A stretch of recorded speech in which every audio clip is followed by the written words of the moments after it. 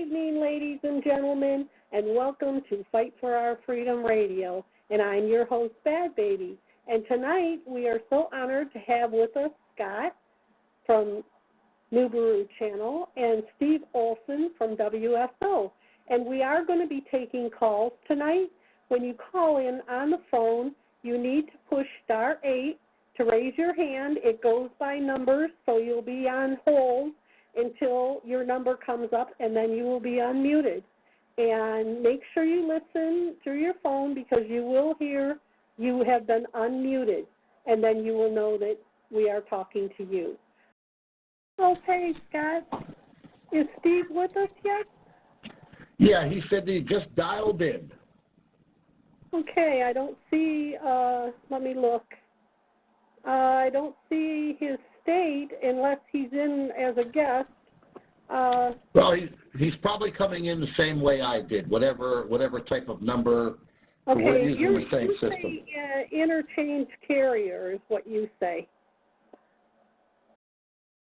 While we're waiting for Steve, you guys, I just want everyone to know that's in the chat room that usually when I have these guys on, it's very hectic, so if you don't get unmuted right away, just be patient. I will get you unmuted. If you wish to ask a question over the phone, you have to call in, and you have to push *8 to raise your hand so that I know that you want to be unmuted and ask the question. You will be muted until I come up to your number because everybody raises their hand. It goes by 1, 2, 3 when you raise your hand. So you will stay muted until I come to your number. We already have some people that have raised their hands. So when you get unmuted, you will hear it through your phone that you've been unmuted. And I only see your state, so it'll say, I will say welcome to the call, Arizona or Colorado or wherever you're calling from. So pay attention that, you have been unmuted. We do have a couple people already asking to raise their hand while we're waiting for Steve. I don't see him in the call yet. Let me look up here at the top. I do see a guest. Steve, if you're on the call, push *8 and raise your hand so that I know you're with us.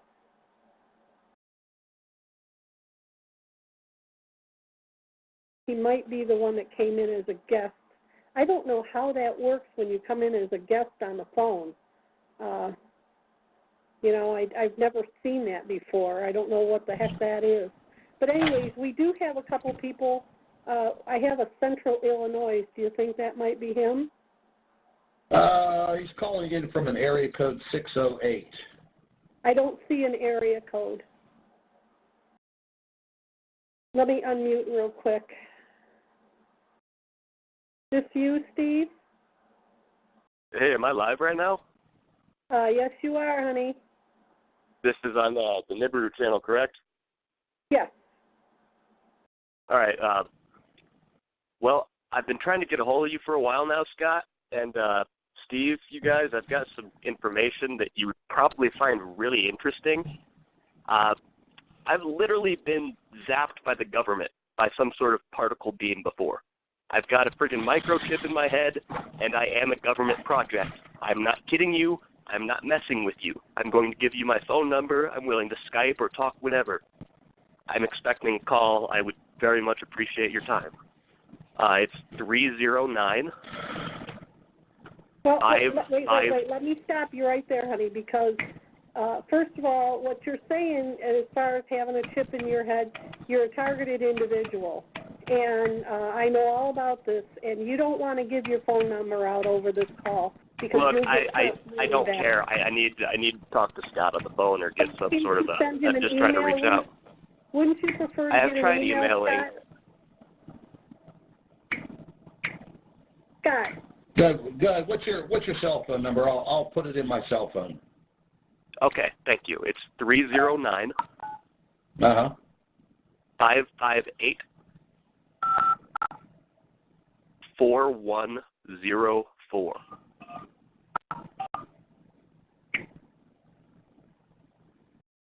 Okay, I got your number in there. I don't know why, but right now I can't find you guys on YouTube. Well, we were just going to start discussing that because all of a sudden, with all of this big rush with alternative news, YouTube has changed some things within their platform. A lot of channels, well, I'll just put it this way, all of the channels that have anything to do with any type of alternative media, YouTube has changed the notification setting. So basically, everybody who was subscribed to my channel and had a notification set up, they deleted all of it. So you have to go back to my channel, you have to click on the little bell, and you have to reset up your notification. Or you just have to search for my channel specifically, and it will come up. You can actually Google Nibiru Planet X 2016, and, it will come up. Yeah, that's what I've been doing. I looked at the moon the other night, the full moon. I'm over here in Colorado, in a little town called Gunnison.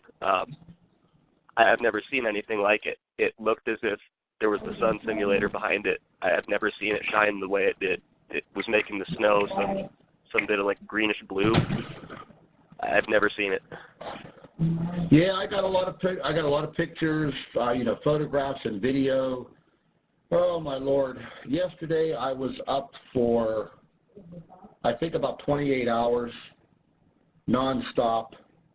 With photographs and videos and emails just from all over the place. And I got a very disturbing email from a gentleman in Israel who was literally standing on the street with hundreds of people looking up into the sky. And everybody had their cell phones, and they were just, their mouths hanging wide open at what they were looking at. And, I got some of the videos, and I got a lot of the photographs, and they're quite compelling, to say the least. I mean, I don't even know what to say, because when I looked at the one gentleman who I do keep in touch with in Israel, very, very nice man, he was very shocked because he's never in his life seen anything like that. And he sent me the video clip and a few still photographs. And I guess he's a very religious man also. He's never heard of the Blue Kachina, or he's never really heard of anything that has to do with this Planet X, Nibiru, Nemesis. He's never heard of any of this. And he started following my channel about a month ago. And now all of a sudden, he gets this visual standing in the street with all of his neighbors, just literally standing there looking up into the sky. And I got a lot of emails from other people that were saying, well, we can't see it. And a lot of people have to understand that, depending on where you're at and during what time, you're not going to see what I'm seeing. If I'm standing in the state of Pennsylvania and you're standing in Germany, well, we're not looking at the same sky up above. Absolutely. And, you have to take into consideration, weather, clouds, things of that nature. And I went outside last night, well, actually in the middle of the morning, I think it was about 3 or 4 o'clock in the morning, and I tried to take a few photographs. We had heavy cloud cover for the last 2.5 weeks. We really haven't seen the sun. And I was able to get, I was able to get one little glimpse, and I caught one photograph, and lo and behold, there was this blue planet just off in the distance behind the moon. I think it was about probably at the 11 o'clock position, and I got the photograph, and I was just using my cell phone. So I mean, I had a lot of trouble. Getting more blatant every day. Yeah, I've had a lot of trouble over the last couple of days with a lot of people trying to, debunk these videos, and they're saying you're a liar, that this doesn't exist, that planet wasn't there. Well, look, let me tell you and everybody else, we've been tracking this planet since the full moon in October is when I started to see it, and I started to get the information and the photographs in, and every full moon that we've had, and even when the moon wasn't completely full, we were catching photographs of this blue planet from all over the world. All over the world. So, you know, it's pretty hard to say that everybody's camera is broken, everybody's full of crap. You're not seeing what you're seeing, but in true life, my dear friend, you know, it is there. We don't know exactly, you know, what it is, but it is definitely... And, you know, you saying that brings me to a point, and I'm sorry to interrupt you. Dear friends, we are on the same side. There are things happening right now, and it truly is important to me to know that there are other people that are still trying and that are faithful to God. Yes. Okay, No we doubt. don't mean to cut you short, Illinois, yeah, but we have to find Steve right now. I'm trying to find Steve so he can participate. So I'm going to have to mute you back, plus I have other people that have raised their hands.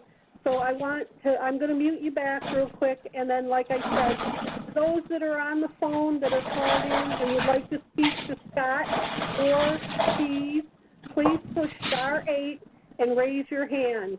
And then you go in sequence. You will stay muted until I unmute you, and then you will hear you have been unmuted.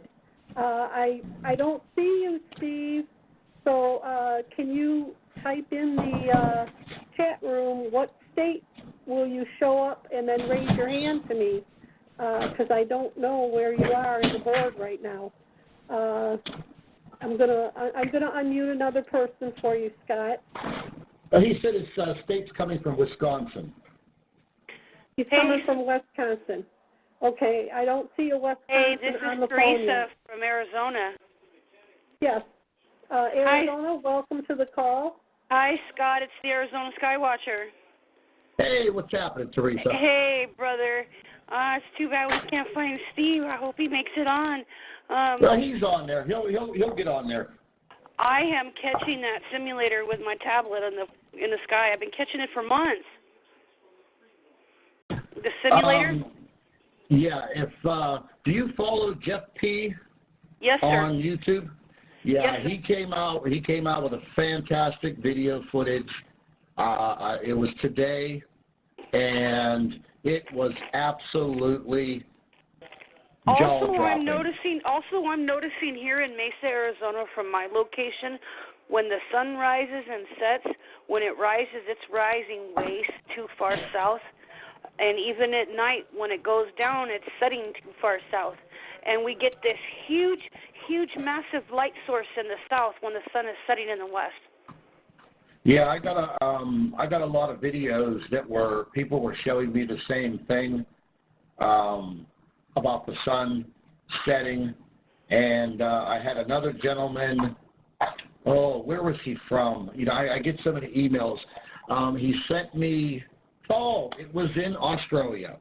Oh, and that object that we've been tracking since October, that object that in the southwest sky, tonight it was so bright and it looked a lot bigger than what it normally did, and it looked like it wasn't alone, like it had company.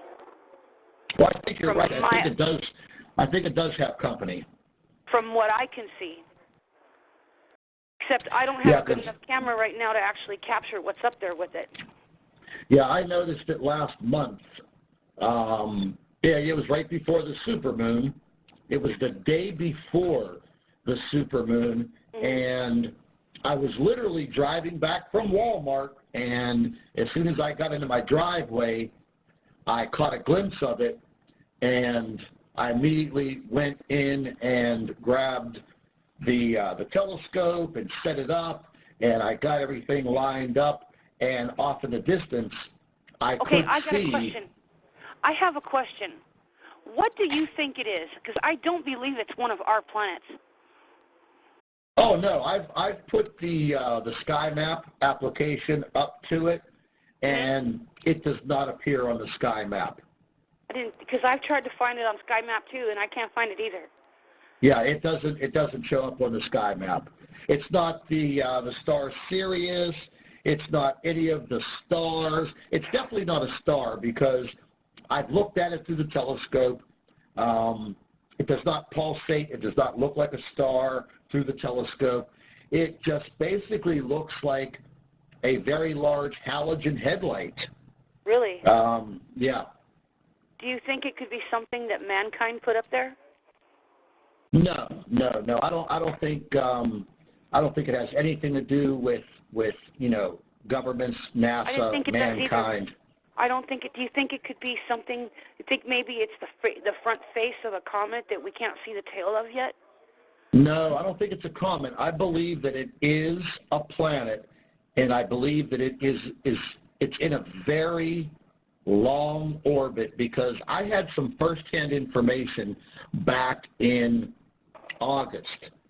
Okay. And I was told specifically that going into the months of October, November, December, that we are going to start to see a very, very bright object coming in out of the southwest part of the sky. And it will be very, very bright. And in the beginning, it will basically look like a little tiny bright dot. But as the days and the weeks go by, it will become bigger and larger and brighter. The information that I've received is spot on. So this is part of the system that we're watching then? It's possible, because I'll be quite honest. We don't have the information that, NASA and all of the other international. They never give us a straight answer anyway. Well, you'll never get a straight answer from them. It's just not within their guidelines. They're never going to come out and say that we knew this was there. We know it's there. We know where it's at. We have the coordinates. They're never going to say that. Never, ever, ever. Check this out, Scott. A while back, I started looking for it in the Sky Map. I went to this one called skymap-.org or something like that. I'll find a link and I'll send it to you. But I just typed in the word Planet X and I found it. It looked like the winged disc. But it's possible. I even have the coordinates written down. And from what I understand, it's in Virgo. It's definitely possible. I'm looking more towards the area of Sagittarius, right outside of Sagittarius. Okay. But me and you can cover that privately. All right. And thanks for letting me come on and talk to you guys. Thank you for not a problem, Teresa. Arizona. All right, you guys have a good night. All righty, have a good night. Okay. I still don't see Steve in the window yet. We're waiting for him to get in, so we'll just be patient with that. And as we're waiting, we will go on to the next caller. Whoops. My board keeps moving, so welcome to the call, Central Colorado.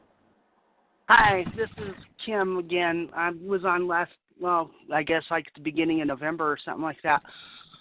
Anyway, I had some news about, I guess Scott was asking about the Hopi Indian with the prophecy of the Blue Kachina. Yes. Out here in Colorado, they have a tribe out here that's Hopi Indian. They're near Manitou Springs. And if you wanted to have some information from maybe one of the tribal members, he could look it up, probably Google it, to find out who the leader is there, of the chief of the Hopi Indians out here in Colorado. Also, I got some news from a different kind of, I guess, YouTube channel. They're kind of like a freedom fighter thing too. And one of the sources that is in the, I guess, special ops told them that up here in Colorado, they're starting to let Denver, Colorado police are letting these I guess, different soldiers from overseas just come in and rob big giant power plants and take their cables and stuff and all kinds of things, ripping off different kinds of plants and stuff and not doing anything about it. They've been told to stand down. Also that people that they were talking to, I guess, that were going down I-25 from north from Fort Collins down, going down towards 120th, that these soldiers were in these big giant, I guess, some kind of trucks or something. I don't know what they are, from the Army, but they were definitely UN or something like that. And they were carrying fuel with them. So they were saying that they're probably going to be setting up their own places out here to block off the farmost places between Colorado would be where Mexico begins and where Wyoming begins up in the north. And they're going to, and they had a whole bunch of string wire that they could take and zap out real quick to make, like, you know, barriers so nobody can get in and out of the state whatsoever. They didn't say anything about the western or eastern part, but 120th cuts out and goes up straight up to the hills from 120th. There's no, it's like no man's land right there. And then here I am on the eastern plains, for like about 190 miles away from the Kansas border. But this is kind of concerning me, and I just thought, you know, maybe you guys would be interested in hearing something about that. Well, you know, it's I'm glad that you did tell me about that, because I got an email the other day, and then I got another email the week before, and they were both from residents. I'm not going to give the exact city that they're in, because I want to just you know, protect them. Hey, Steve just texted me. He said he's number 105. Okay, I am going to unmute him right now. I see him. But anyways, getting back to the Colorado, both of these individuals, they live, I guess, in the mountains, in the mountainous area, and they've both lived up there. One has lived up there for 22 years. The other has lived up there for 35 years. And both subscribers, a week apart, told me the same thing, that they've been seeing a lot of military vehicles, and they have been with trucks and vans with the USGS. Yeah, that's what it was. That's what they said it was at, yeah.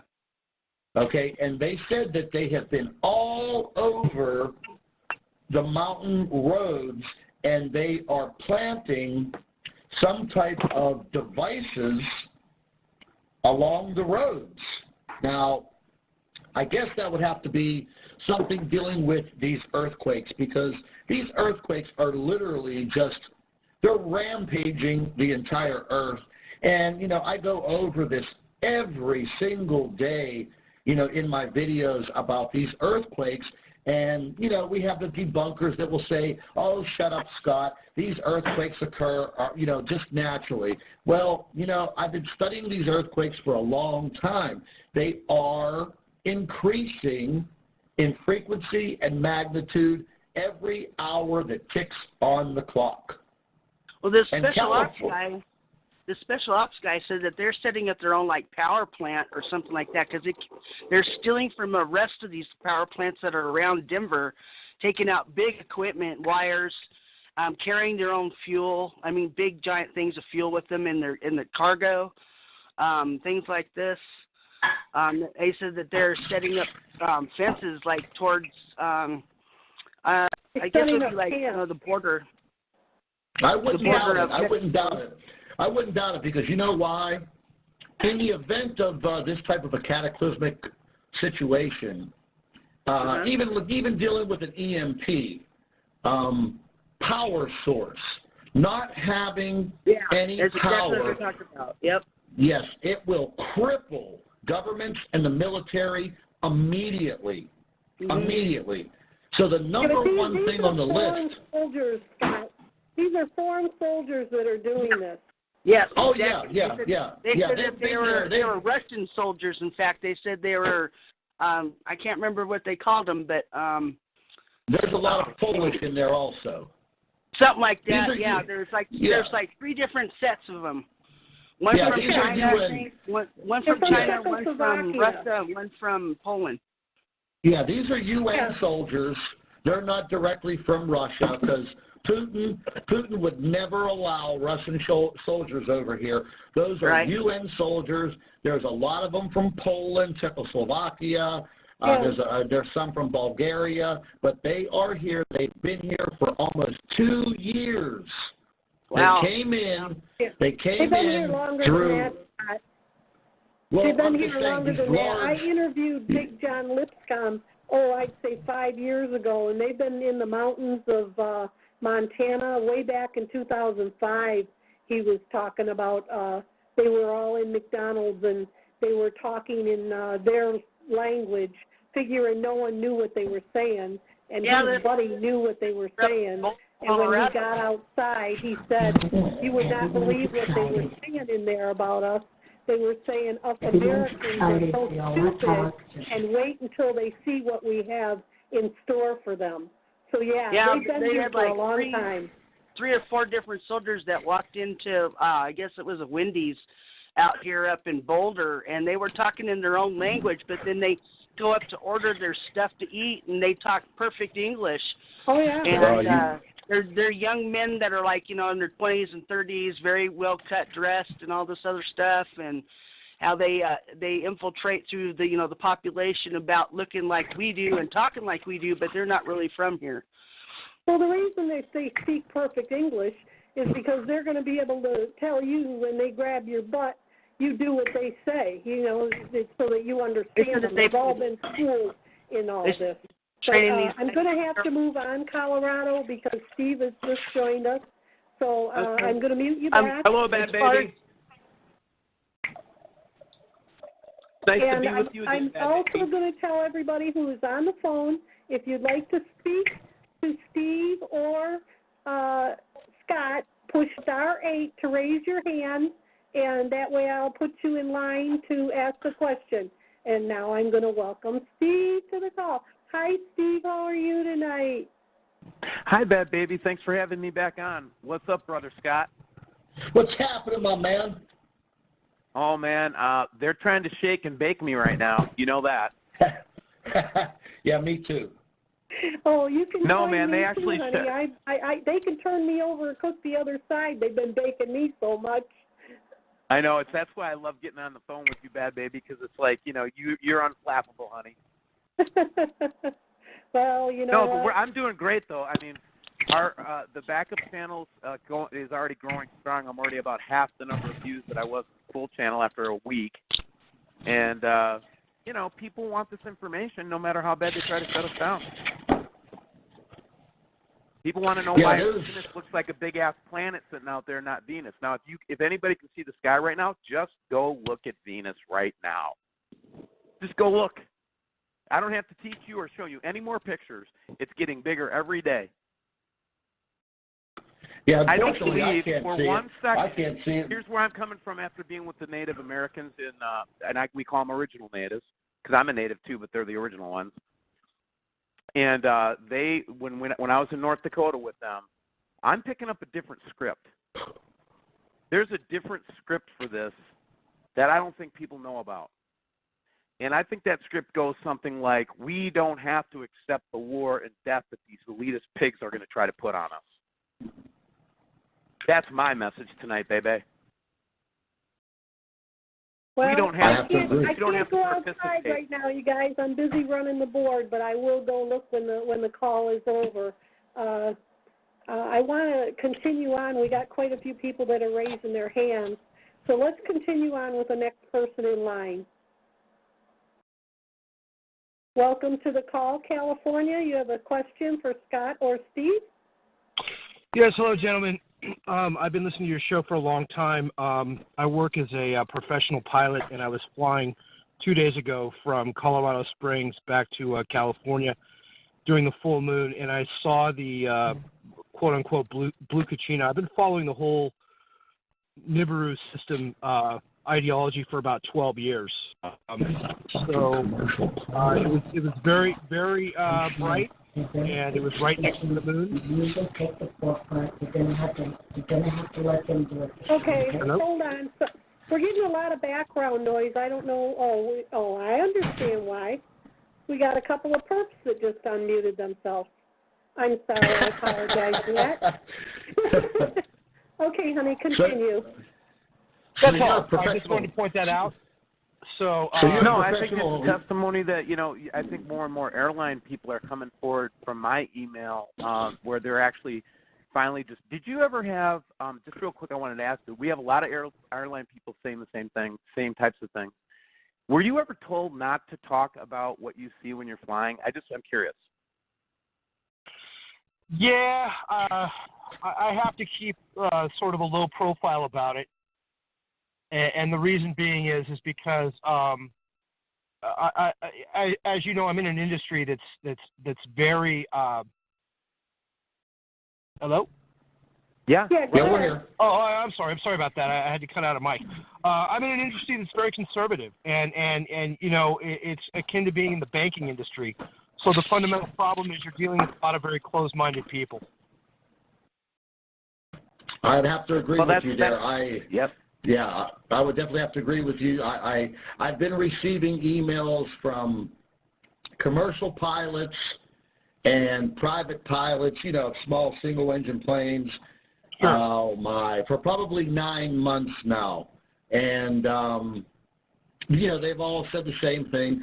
I've actually received some photographs that I absolutely could not explain, and I cannot give them an explanation what they photographed.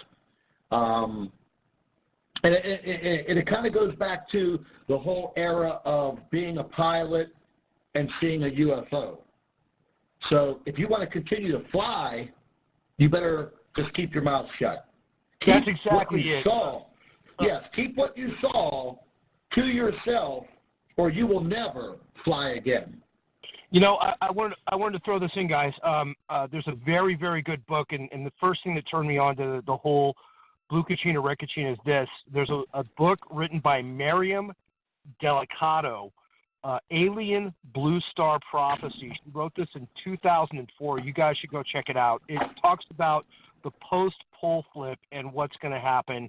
And, it's a very, very good book, very accurate. This is a woman who was abducted supposedly 6 times during the 1980s, and these beings told her to write this book. So I read it back in 2004, and then I subsequently talked to her several times. And right now, as we speak, she's up in Four Corners area with the Hopi Indians. She's been up there for years working with them directly. I'll definitely look that up for sure. You should. It's a very good book, and the woman is the real deal. I can tell you that 100%. Alien Blue Star Prophecy. That's the name of the book. Yep, I just have it Googled. Ah, great. Yeah, she's the real deal. I'll say this: in 2004, back in the late 90s, I used to work for a company, and Steve would appreciate this. I worked with 2 gentlemen who,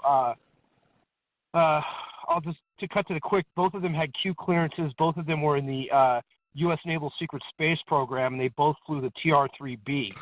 And I worked with them flying a 747. My point is that they told me a lot of compartmentalized data back in the day. I didn't believe any of it. And then, interestingly, a lot of that data that Miriam told me coalesces with the data that I know, past tense. So that's all I wanted to point out. But she definitely, everything she says in that book has come true, and that book was written, 12 years ago. That's great information. I'm really glad that you called in. I really appreciate your honesty also, because it's like I said, the pilots that I have spoken with, I've actually had conversations with them. They don't want their identities divulged. They don't want any kind of stardom or notoriety. They don't want anything. And we talk about UFOs and things, but it's a slippery slope. Yeah. I wish that we could get the data out there, but the fundamental problem for me is I live in the land of sheeple out here, and I know I'm in a danger zone. I want to get out of here, but I'm stuck because I have a child here. If that weren't the case, I'd move down to South America, where I have dual citizenship, and I believe that's going to be the safe zone because for this simple reason. Here you've got 432 nuclear reactors, which 90% are within 50 miles of the ocean. Down there you have just 3. So even at post-pole flip, I think South America is going to be a safer place. Yeah, the middle part of the country, the coastal lines will be hazardous. I've been keeping very close eyes on the earthquakes on the western coast of Mexico and South America, and I've been telling everyone for months now, and weeks and days, you need to pay close attention to the west coast of the United States, all the way down through Central America and South America, and now it is happening. It is literally happening right now. And here's the thing, guys. Listen, real quick, I wanted to jump in, Scott, if I could. Go ahead. Yeah. Here's the thing that I think that the original American natives are telling us, okay, because we've got a team now in Hopi lands, and we're following up on the story, and we earned the right to be with the Hopi because of our reporting in North Dakota, and they're telling us things. And one of the things we have to start to, maybe think about is that this event might create some problems and havoc and earthquakes and all the things that we're talking about. But I want to put this message out. We don't have to follow the hate vibration, man. We don't have to follow the rage vibration. We can follow the higher path. That's the story that Jesus Christ preached, and that's the story that Sitting Bull preached and that the Hopi preached. And I find a very common thread in love and peace. And I know it sounds very hippie-like, Badbaby, but it's not.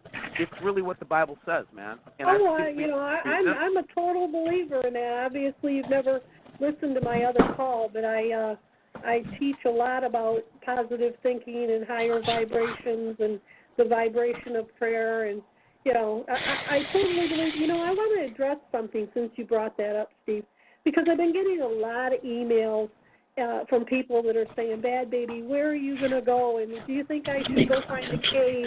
And where can I hide? And, we know just about as much about this as you guys do. No one really knows where there's going to be a safe zone, to be honest, because the planet's going to be flipped upside down and twisted around. So, the only place, in my opinion, so you can quit emailing me and asking me where you're going to be safe, is the only place you're going to be safe is in the arms of Jesus Christ. You need to get yourself right with the Savior, because it's going to be a crapshoot on who's going to survive this and who isn't. And you want to make sure that you're in the right place with your spiritual life. Right, not this false Jesus that everybody's preaching that hates and condemns and judges and all that. That's not the one we're talking about, at least not the one I'm talking about. Okay? And I'm not trying to preach. I'm just trying to say love. If God is love, then anything that's not love isn't God. All right? Simple as that. Now, if you want a geographical point of view, I've been collecting some serious data over the past 6 weeks. And this geographical location, if you want to quote unquote say, where am I going to be safe? It's the South Pole. That's where they're all flocking, and they have been flocking down there for a long, long time. Forget about what they said about the Ozarks. That's a false flag. That whole spiel about everybody from the military buying up all the property in the Ozarks along the border of Arkansas and Missouri, yeah, that's a bunch of crap. These people that seems like one of the worst places to be to me, man. You know what I mean? It's right next to the Madrid Vault. Why would anybody say that? These people, listen, these people are literally creating communities in the South Pole. Now listen, I've done some extensive research over the past 6 weeks on the South Pole. Right now, the temperature in the South Pole is 38 degrees. There are more people in the South Pole than you think. The ice melt. Yeah, yep. The ice melt along the coastal regions of the entire continent are absolutely outrageous. Listen, I measured chunks of ice coming off of the coastal areas that are over 300 miles long. There are portions of the Antarctica right now that, yes, if you have the technology and the equipment, you can build. You could run around in shorts.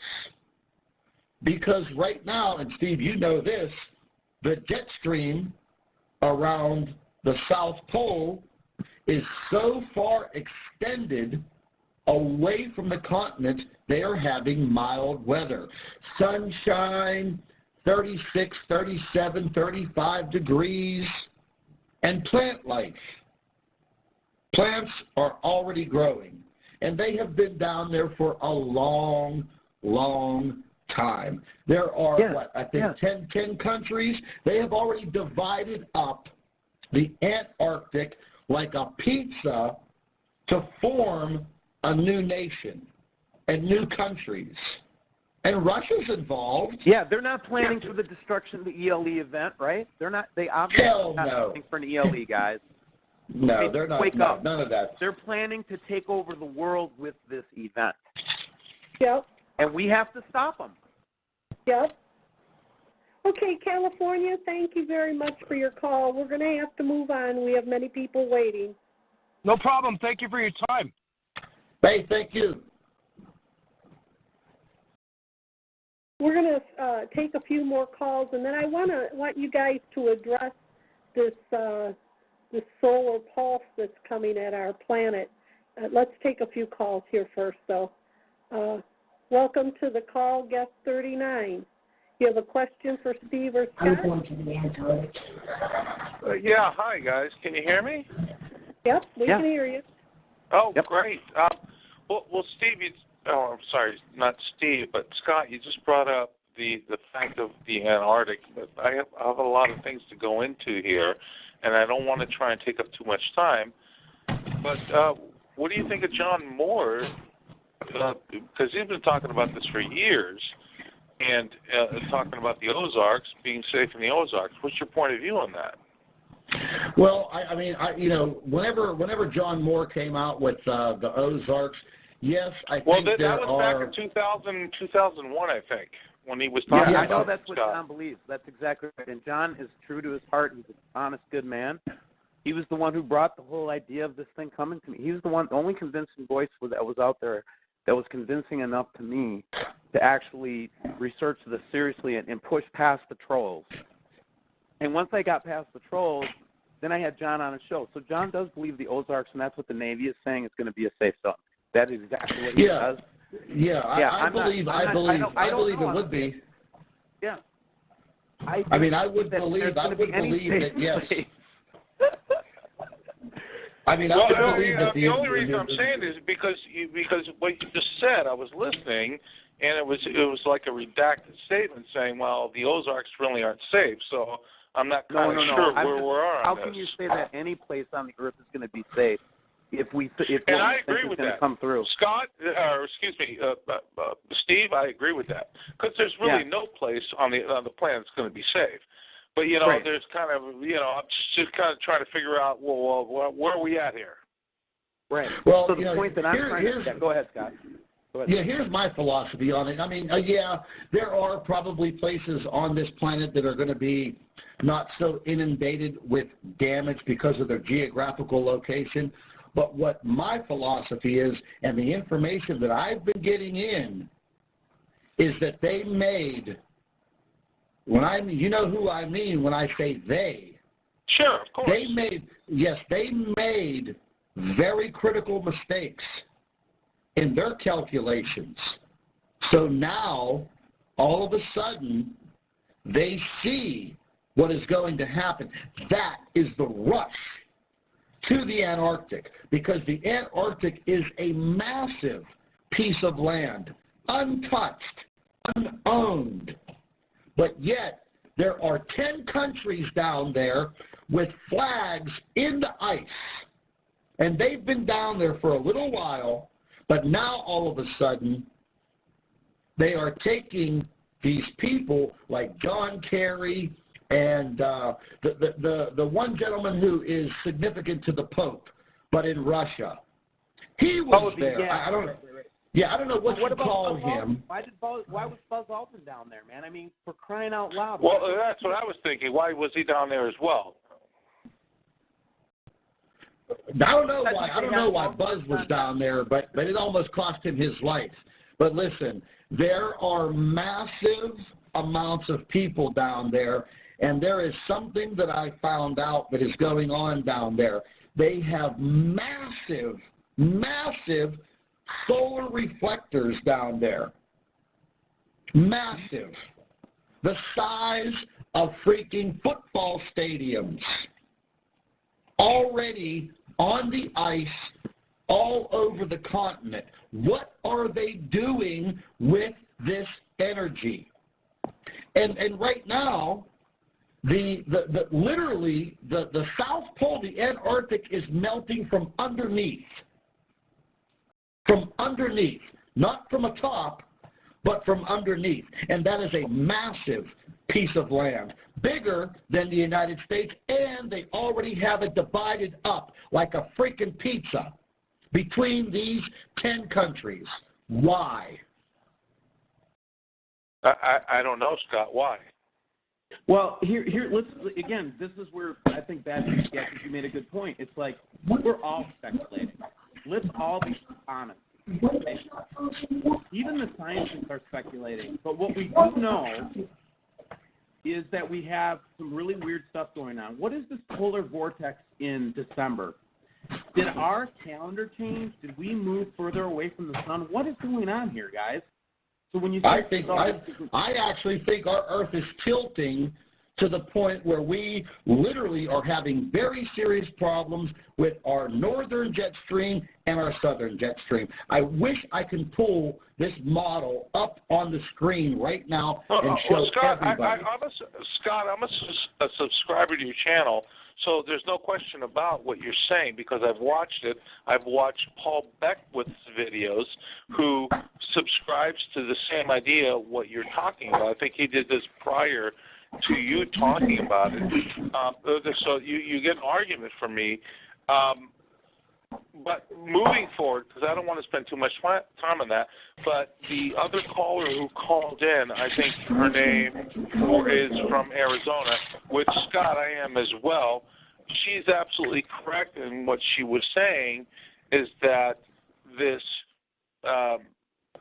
bright object, I don't have a telescope to view it through, so I can't say it's a star or a planet.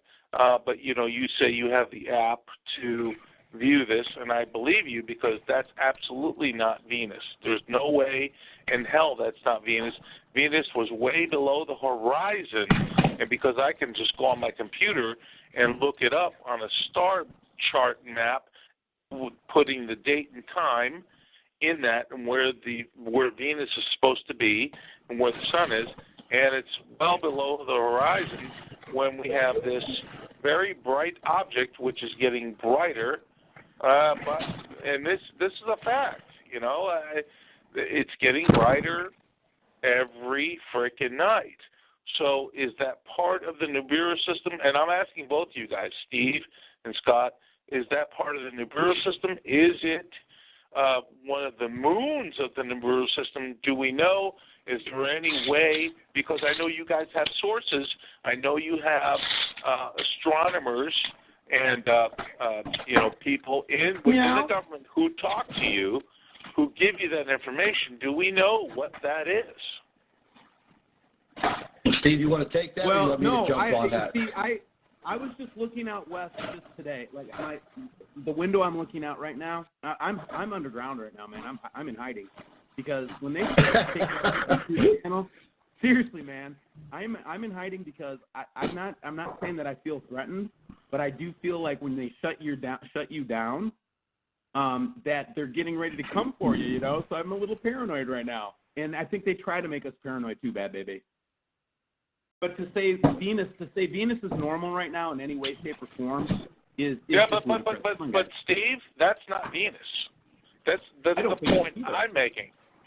Yeah, that's not Venus. So, yeah, we had our crew down in New Mexico, and they took a picture of it, and I put it up on my backup channel, WSO2. It's under Steve Olson. If anybody wants to go find it, just go put Steve Olson in, and I'll come up to the top, hopefully.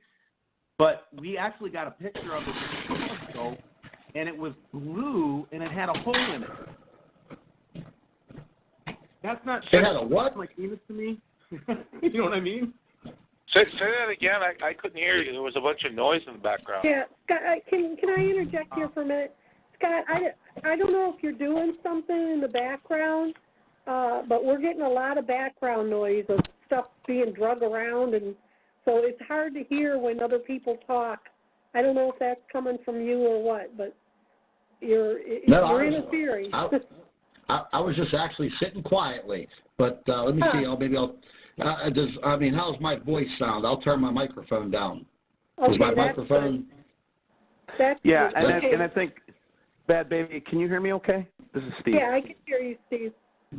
So to answer the question, or what I was saying was that I have a crew, Ron and the crew. We have an RV that we go around and do production in all over the country. That's how we did it in North Dakota, and that's how we're going to do our production down in Hopi Lands in Arizona, and bring that story hopefully out and try to get that point of view out there in the open. But we looked. We actually have a telescope. We pointed it at that bright object and took a picture of it, and it was a blue orb with a hole in it.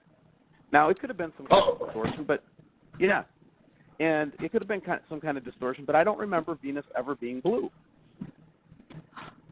Okay, but okay, Steve, really quick, are we talking about the object that the sleuth has been putting up, that Scott has been promoting? That he's showing this blue Kachina next to the moon? Are we talking about the object that I'm seeing every night getting brighter? Because I know that's not Venus. So how do we really know getting brighter? Yeah. Yeah, we're definitely talking about a different object, because the other day me and Steve had a pretty in-depth conversation with each other, and what I'm going to tell you right now is absolute fact. I'm looking at it on my computer screen right now. The luminosity of Venus was at 96% in August. Since August, it has been losing its luminosity. And that's what I thought, Scott. That's what I thought. Right now, yes, right now as we speak, Venus, its luminosity is at 71%, which means, if you want to talk about a crescent moon, we should not be seeing Venus like a full-faced full moon. Now, yes, it's going to be bright, but when you look at it through a high-power telescope, you should not see Venus as, an example, a full moon. You should see 71% of the planet illuminated, not 100%. So whatever is coming at us, and this is what I was told all the way back in August, you will see this object coming at you out of the southwest portion of the sky. It will begin as a little dot in the sky, and you won't even recognize it. You won't pay any attention to it, but as you get closer to the fall solstice, you will begin to see this, and you will mistake it for Venus. Right, because I've been watching this since September when it first came into view, and I said, "What is this?" Because that's not Venus. I've been watching this since September. So what are we looking at, guys? I'll be honest with you. I wish we knew exactly what we were looking at. I wish we had the answers. And Steve, you know as well as I do that the only people that hold these answers are you-know-who. Well, the crooks in action, CIA, Never a Straight Answer, NASA, NSA, and all the rest of the criminal cabal, which I hope Trump can do something about it, if he ever makes it into office. But my next point and statement is to the caller who I think was from Colorado. I think the answer to the question of what you were looking for is Spetsnaz. You can listen to Paul Martin on the Common Sense Show, and I'm sorry, Badbaby, I just want to throw this out there because people are looking for it's people looking for answers. There's about, I think, if I know Dave Hodges, he was a colleague of mine. Scott, you know I've sent you videos, so you know. Yeah. I love Dave. I love Dave. He's a good guy. You know who I am. You know who I am, brother. Paul Martin talks to Dave Hodges on a weekly basis. These are Spetsnaz, okay? Now, when I say Spetsnaz, everybody goes Russian. This is a conglomerate of individuals who are hired guns, okay, that they are basically lumped into Spetsnaz that have been training in the United States. And Badbaby, you called it right, sweetheart, for over 5 years. This is probably going back 10 years. So, guys, I was informed about this from Al Cuppett, retired Joint Chief of Staff of the Pentagon. Absolutely correct. He had informed me many, many years ago that this is all being done by design and that we have been taken over from within. Absolutely correct. There's no question about it. It just comes down to what we're going to do about it. And while the leftist, communistic, socialistic, Marxist, right, Obama, non-birth certificated scumbag, which we all know is a Kenyan communist Marxist, has taken over the White House, all the liberal nuttards who have just lost their brains have no clue what's going on. So we're also facing that as well. If I could break in, I'm gravely concerned the way that we're facing off against Russia. You know, I learned today that Russia has the same size economy as Italy. That's correct. How could they be a threat to us? They're not. They never have been. It's the Marxist left that has implemented the notion that in order for us to be safe, we have to be more communistic. And then what is communism? It's we'll take care of you. Let your government take care of you. Yeah. We know what's best for you. Can I give you a little bit of information on this takeover? Some information that I was given years ago. Absolutely. And, I've talked before about mailboxes being labeled and certain people will go to certain camps and blah, blah, blah. Well, a lot of people don't know this, but the Homeland Security has been to every church in the United States, and they have marked every entrance and every exit.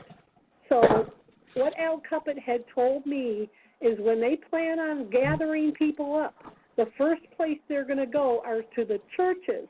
Because how better of a place to gather a large group of people than to just kick one door in and grab 5 people. And he said that you aren't going to make it out of those churches. That when you try to sneak out the side door or the back door, they're going to be covered by foreign soldiers. And also, all of the pastors have gone to training courses to comply because they didn't want to lose their 501(c), so that they are going to tell everybody to follow the Bible and obey the government. and don't, and do what they say. Just get on the truck, get on the bus. And that's, without a question. Yeah, that's what I've really come to realize, that when we talk about the black snake, and if you guys have ever done any research on the black snake of the Lakota and of the other original Native Americans, the black snake isn't an oil pipeline. The black snake is a big lie. It's a big lie. It's a big lie. Mm-hmm. Big black snake is going to try to choke the life out of the people again. And I just don't want to follow that script again. I just don't think we have to. No, if you remember, when they rounded up the Jewish people in World War II, what was the first thing that people did? They went to the rabbi, and they said, oh, my God, what do we do? What do we do? And the rabbi said, just be calm, do what they say so no one gets hurt. So they willingly got on the train. Oh, my God, baby, that's a great point. And this is the same scenario that they're going to do again. Of course, when they kick the church door in and run a machine gun across the ceiling, everybody's going to freak out. And they're going to run to the pastor, and the pastor's going to say, be calm, we don't want anyone to be hurt. Do what they say. Right, and Badbaby, wasn't it about 4 or 5 years ago when we had the government infiltrating the churches saying, look, we need you to keep your sheep calm as we take over the system, more or less. That was the narrative. Exactly. Yeah, that's what the Pope's doing. Yeah, the Black Pope, the Jesuit Pope, who's a pedophile, who's part of this whole Podesta email, Hillary Clinton, Jeffrey Epstein, who is absolutely a pedophile, and with the other scumbag there, what was his name? Jerry Seville, who was a known pedophile. They want us to be in that Bad Baby. I know you're going to agree with me. They want us to be in that vibration. They want us to fight fire with fire, and the way you fight fire is with water. And water. Well, mainly they want everybody afraid, Steve. Right. They want you scared crapless, so that you don't know what to do, and that's the worst thing to do is be afraid. We're all going to die one day, so grow up there and stand up to it. Absolutely. I got a big pair. I got a big pair. It's Steve and Scott. I know you got huge pairs, man. I don't know how you guys can walk, but here's a bit of reality. Here's a bit of reality of what you guys have been talking about. Okay, everybody, you can type this in on your computers. Very simple. Just go to AMS, which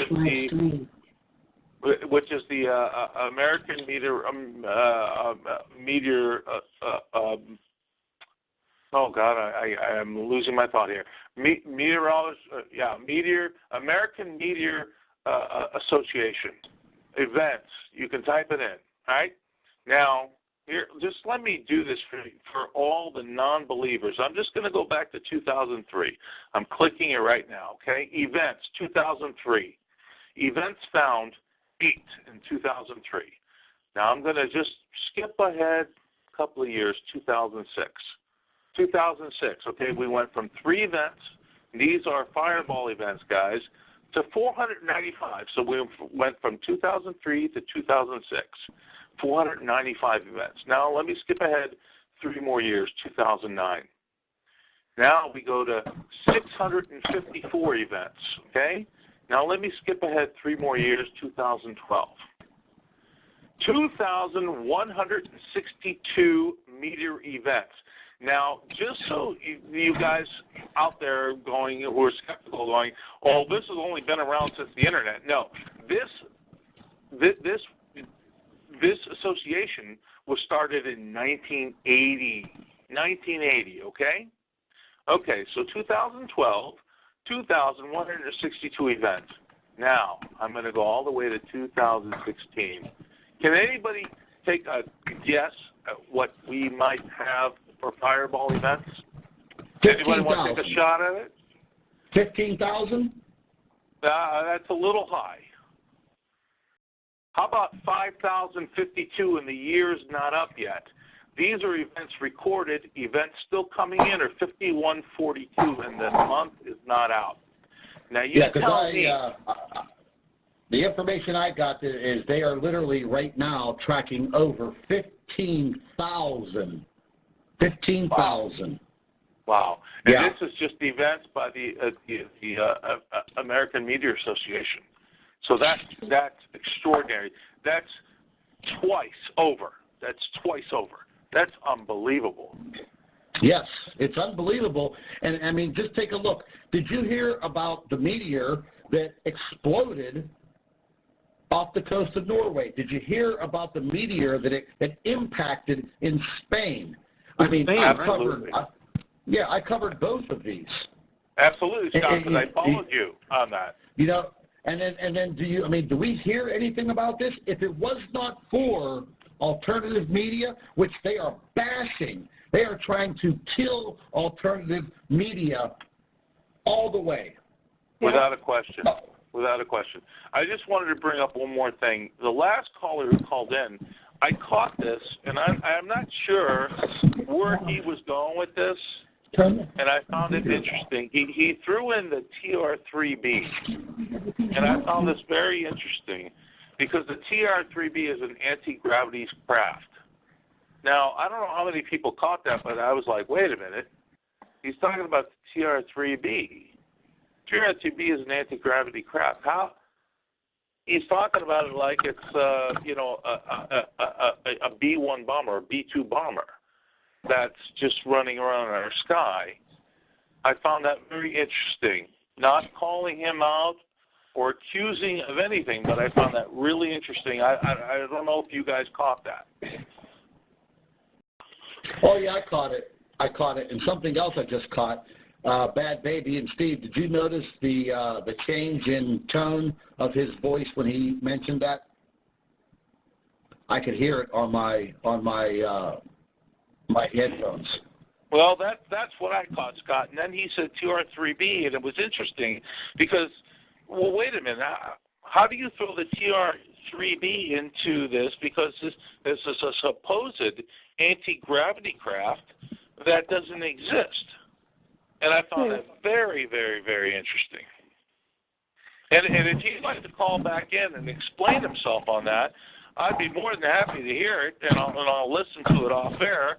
But you know what? I got to tell you guys, I think you're spot on.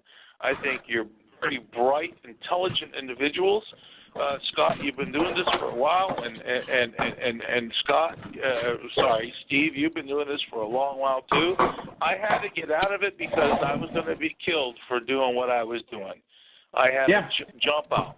No, I wasn't going to. No, listen to me. There were early Nibiru channels. There were, and I have a testimony from one of my subscribers that he and 3 other men were put into a federal prison for some trumped-up charge just to shut them up for 5 years. Right. Now, I don't know if these are true. I can't confirm it. I can't go look at a prison record or something like that. Actually, Steve, you are absolutely correct on what you're saying. Yeah. So the only thing that's saving Scott and I right now is that we started so late. So we're not a threat to them anymore, I don't think. Just enough to keep us patted down, like Scott. They clipped Scott's wings. He was going you were growing like at about 50% a week or something, right? And And the same thing happened to me when I first started out. And once you get to that 50,000 subscriber mark and you show up on the radar, they classically shut you down, just like they did with me. And Scott's heading to the same thing. He's already, how many strikes you got now, Scott? Okay, guys, I don't mean to interrupt, but we're going to have to move on. We've got a lot of people waiting. Yeah. Guys, let's rock and roll. Been there and done that. I just want to thank you for all you do. I love you guys, and I'm just going to listen offline. Go for it. Keep going, man. Just, I had to kind of just lay off because I got a father in a wheelchair, and I just couldn't do it anymore. But I bless you, and I thank you for all your service you do. Badbaby, thank you so much, and I will listen off air. Okay, you too, thank brother. you, Love you.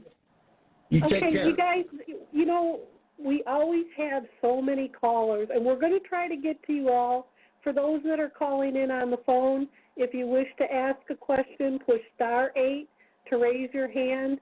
And I'm going to ask you guys again, since we never do get to everybody, if we could, have you come back in about 3 more weeks, and we'll do another one of these call-in shows.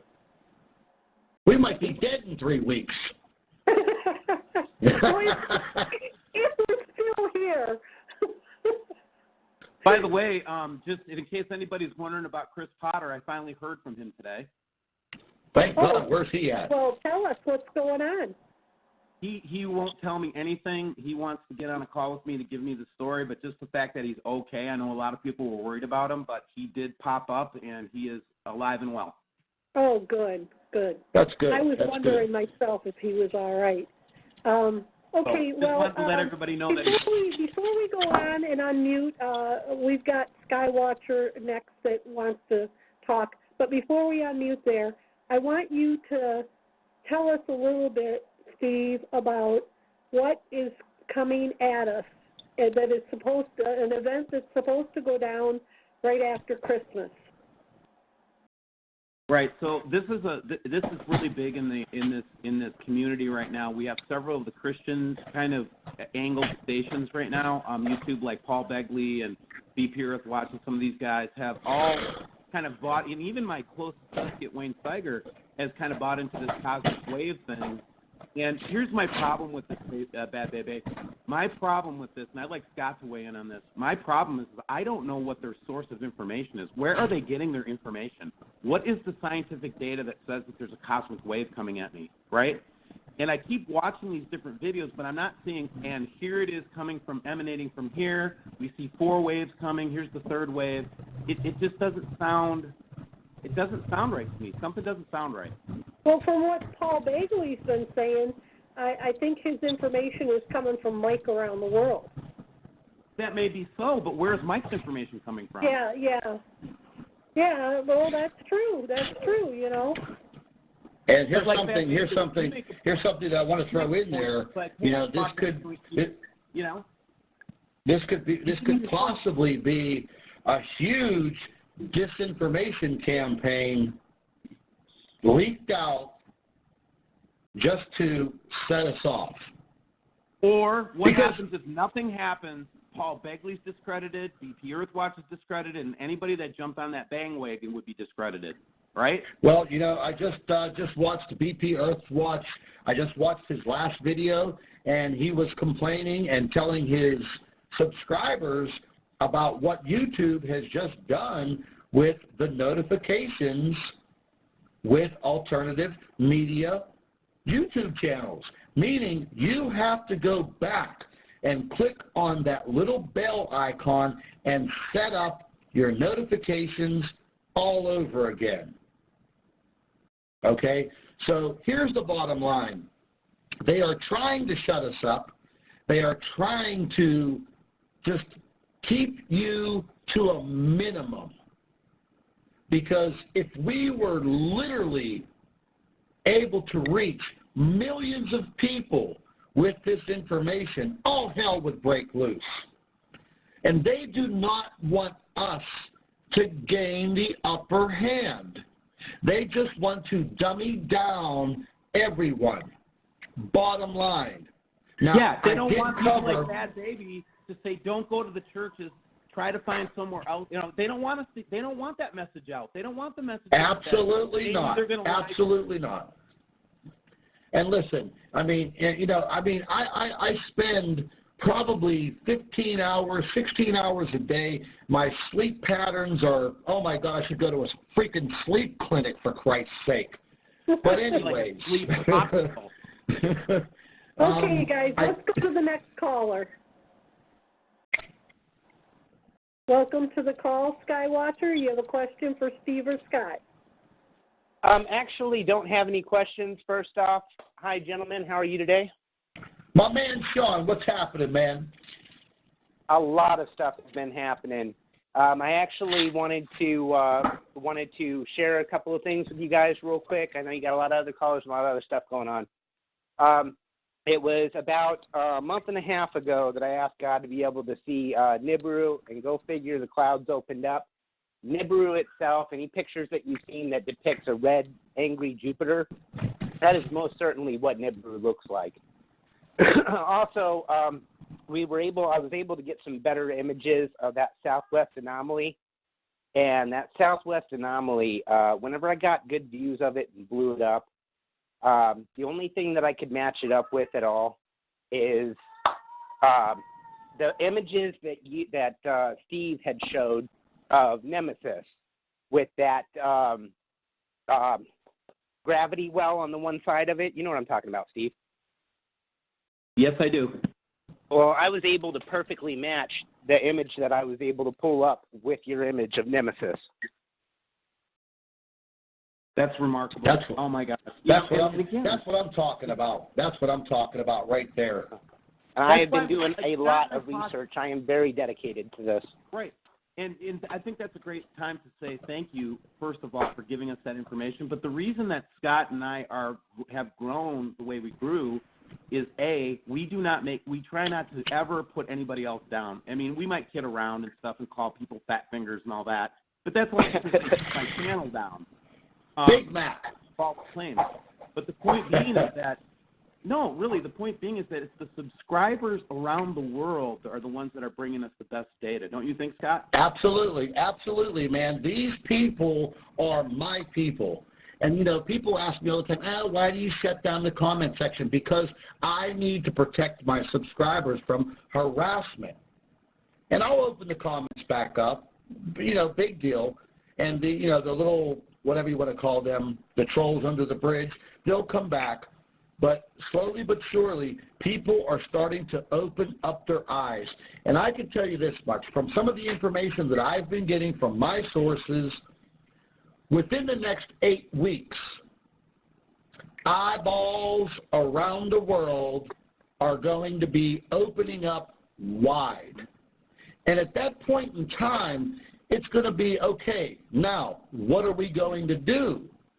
Right. So, you know, we come to a kind of a stalemate. Okay, so, you know, we know something's wrong, but what are we going to do about it? Now, look, can I ask a different question too, Scott, along with that one real quick?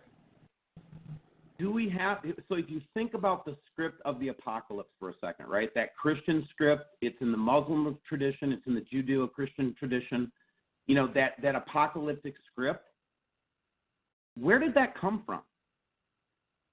Yeah, I know where it came from. Who wrote that? I know where it came from. Guys, really quickly, I have a couple more things to share with you, and I'll jump back off here and let other callers in. But I found confirmation on our astronaut going down there. You guys know who I'm talking about. I'm having a break. Buzz Aldrin. Yeah. When he went down there and visited the pyramids, there's been some speculation as to him saying that it was true evil and everything else. What we do know to be fact is when he went down there and visited the pyramids, he actually became very, very ill, and they had to life flight him out of there. Now, anybody that wants to see the picture that I have of Nemesis, I grabbed my camera kind of late, and I went outside and took a picture of it. You can clearly tell that there is a circular object behind the clouds. You say whatever you want about it, make what you want of it, but I'm welcoming anybody to go to sbskywatcher@gmail.com, and you'll see a lot of pictures, a lot of different things, and I'll even post up a new picture of what I have of that planet. Oh, no, you want to keep getting me on a Google Hangout, man. Just give me a little notice next, and you know, say I'm going to do a Google Hangout in a couple of days, and we'd like you to come on, and I'll come on with you, because I know you've been trying to... Yeah, absolutely, man. Sean's one of my guys, man. He's fantastic. These guys do a lot of work, a lot of research. I mean, they spend just as much time as I do and tend to their families. And listen, they have an agenda. Their agenda is the same as mine. We want the truth. We want to know what's coming at us, and we want time to prepare. Period. I mean, if we're going to meet our maker, if we're going to meet our maker, okay, I want time. I want time to say, okay, you know, this is it. But I think we will survive. A lot of us will survive. There's no doubt about that. But if God comes down and says, you know what, Scott, it's your time, you're coming with me, hey, I'm ready to rock and roll into the next life. Amen. Now, there are a lot of forces right now that are trying to turn us against each other. There are a lot of things that are trying to make us evil, to try to make us hateful, to try to get us to kill each other off. And I absolutely agree with what Steve was saying. Do not fight any of this with anger. Don't fight it with ignorance either. Fight it with love and knowledge. Use the two of them hand in hand. Go out there, do your own research. When we're telling you, hey, this is up, that's up, we're not telling you this is what's up, that's what's up. We're telling you, hey, man, we're looking at this stuff and we're trying to get other people to open up their eyes and pay attention to the world around them. So Absolutely, 100%. Try not to be so critical and literal of Steve and Scott, because they're trying to help people.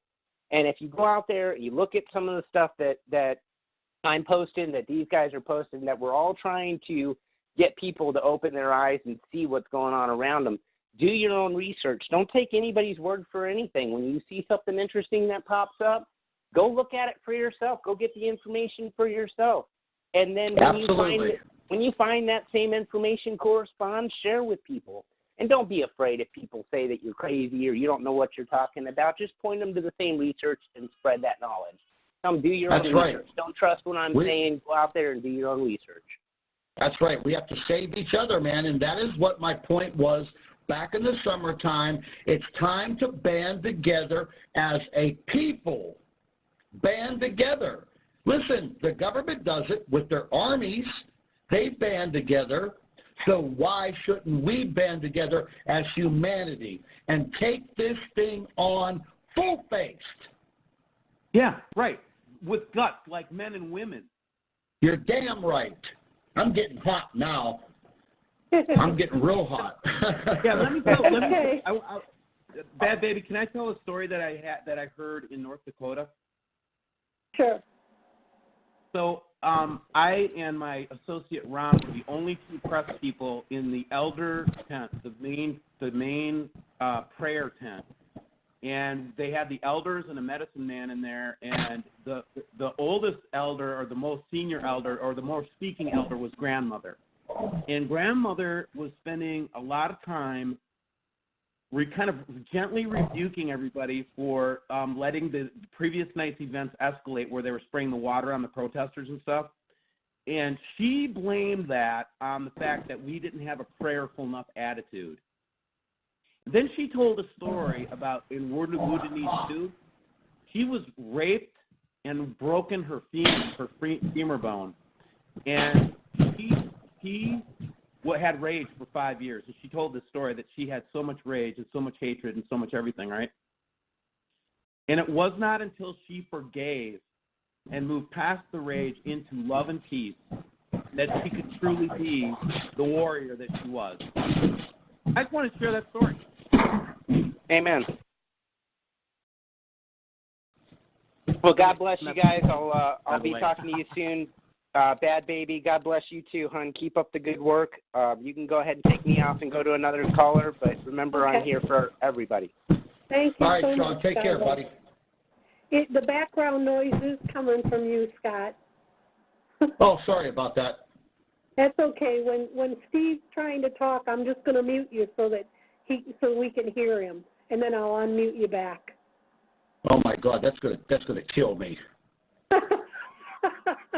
Here, I'll tell you what. I'm gonna turn my microphone all the way down. How about that? Can you still hear me? Yeah, we can hear you. Yeah, all right, it sounds like you're dragging something around or something. I don't know, but there's a lot of background noise going on there. Are you trying to do a Bob Cratchit impression? Well, listen, you have no idea what I'm doing in the background right now. No, I'm just joking. You don't want to know. Listen, here's what I found Daza, and I'm making him crawl around on his hands and knees and wait on me like a slave.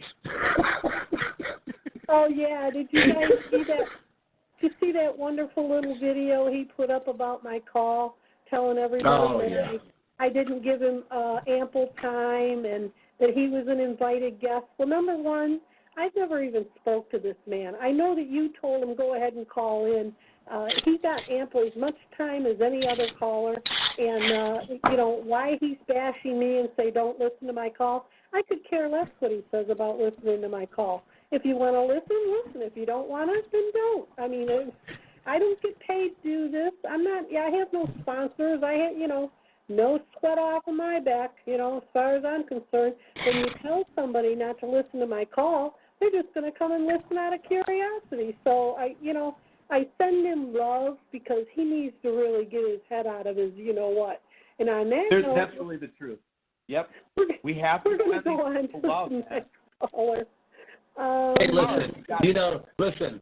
One of my beautiful loyal subscribers sent me a link to a video on YouTube of Daza the cameraman debunking cornflakes in his mother's basement 2 years ago. Okay, 22 minutes and 9 seconds of this idiot debunking 2 boxes of cornflakes and the packaging, and he goes from debunking cornflakes in New Zealand to debunking Planet X. Yeah. Give me a break, people. Come on, man. Open up your eyes. The best part about it, Scott, is in the video he makes about I was on this show. He doesn't even say the title to my show right. He calls it, so don't listen to Freedom Fighter Radio. It's not Freedom Fighter Radio. It's Fight for Our Freedom Radio. So if you want to bash me, at least get my title right. Yeah. Well, listen, I can tell you this much. New Zealand right now is under some serious threat of earthquake activity, and that's why you haven't heard much from him. He probably ran his little butt all the way out of New Zealand, because I'll tell you what, in the next few days, few hours, they're going to be under a serious threat of earthquake activity in New Zealand, and they already had an earthquake on the southern island, okay? So he's probably running and hiding. So forget about him. We don't need to waste any more time, airtime on that fool. Yeah, let's move on to the next caller.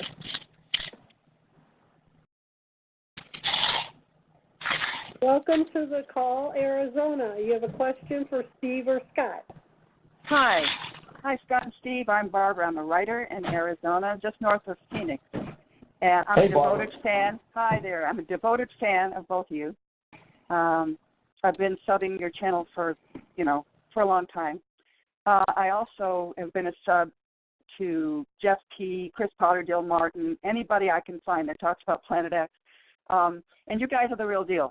You know, I've found that I have found some real flaky people and some real garbage on Planet X, and I've seen the lies being told to cover this up, and you guys are the real deal. So I appreciate all your hard work.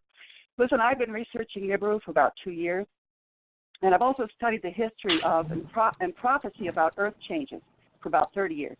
I've studied Sitchin, Velikovsky, Casey, Revelations, and I've scrounged the net, as I said. I wanted to talk to you about whether or not you know about astrophysicist James McCanney. James McKinney, I haven't heard of him. Yeah. Oh, he's been around since the 80s researching and writing about Planet X. And if you go on YouTube and you just search James McCanney, McCanney, James McCanney, and put Planet X, he's got a video from like 2003 where he goes into the whole overview about Planet X. Well, anyway, he taught astronomy at Cornell. He's not there anymore. He's taught astronomy at Cornell for years, not now. And he wrote a book back in 2003. It's on Amazon. It's called Planet X, Comets and Earth Changes. And he wrote a very interesting addendum that you can find on his website for like $5. His website is jmccanneyscience.com. And he does current radio shows and articles and things. But here's the interesting, let me say the addendum is titled Surviving Planet X Passage. And you can get that on his website for about $5. If you're interested, Steve or Scott, I will email you the PDF. It's a very interesting addendum because it tells you about how you have to reschedule your calendar and recite the skies in order to do things like planting and, you know, survival and how to reschedule your days and your year. And it's fascinating, and he has charts and everything to tell you how to do this. You know, I think I did read something about this gentleman, because I mean I know for a fact me and Steve read so much in the course of a day, a week, a month.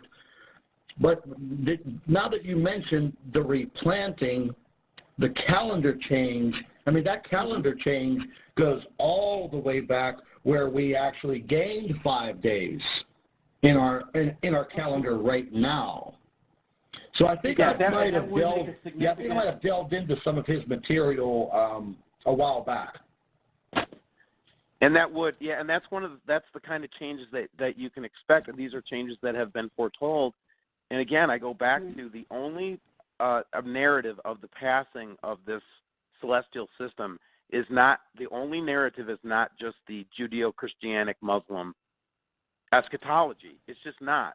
There's other stories out there, and that match more closely with the God of love than match with this fear-mongering that people are doing. And one of the reasons I feel strongly about WSO is because we want to dispel fear. And, you know, yes, there's going to be some amazing things happening in the sky. I get it, okay? And I get it that not everybody is going to make it. I get that too, okay? But for those who can, and I think many will survive, for those who survive or those who make it through, my biggest goal is for them not to succumb to this elitist group of people that are going to try to take over the world. I really do believe that we're up against elitists that really feel like they're owed rulership, and I don't know who gave it to them. Because I'm a I agree. I don't have to put up with that. No, I think they're weak. I think these are weak people. They are weak. They are not fighters. They are weak. Me and you and everybody else that surrounds us, Steve, Badbaby, these are the strong people, and we will succumb their petty crap. They're weak. They're very weak. We are the strong. That's what I fight for. Hey, listen, I have a big mouth, and I'm going to take it to the street. That's my philosophy. I want to take this to the street, and you know what? If I die tomorrow, there will be probably tens of thousands of people that they'll remember me. I don't want to be a martyr, but I'll be damned if they're going to make us suffer like this because of their elite status. No way. This world belongs to us, not them. And I tell everybody all the time, I will go down fighting with my life. I have a target on my back. I don't give a crap. I'll go down fighting right now. If I take my last freaking breath on this radio show, I'll go down. Those are the people that change the world, Scott, not these sniveling little cowards, man. You know? Oh, I know. And I'm with you all the way. And all I'm saying is that there is other. I wanted to introduce something else to this. Do you guys think that there are aliens involved in observing and or intervening in this, or do you think that's just bunk? Oh, no, I believe they're watching. I mean, I have my own philosophies on it. I do have the philosophy that, yes, they're not allowed to intervene. They have to basically sit back and watch. That's my philosophy, because if they were allowed to intervene, they would have. They would have. And I believe this is just basically, like we say, it's part of nature. Well, this seems to be possibly a kind of galactic nature. So, you know, I mean, I believe in God. Well, you can think about it as a cleansing process, because one of the things I notice as events start to unfold, it seems like more and more people are waking up in a more rapid pace. And what I mean by waking up is they're waking up and saying, this life that I've been living is like a lie. That's what I mean. Have you guys been seeing the same thing too, where people are just like saying, you know, they're hanging up this whole idea of what this banking cartel and military industrial and all these different things have foisted upon us and make us pay for? Do you notice that a lot of people are starting to wake up and say, hey, this is BS, okay? This is BS. This is a big lie. Do you guys notice that too?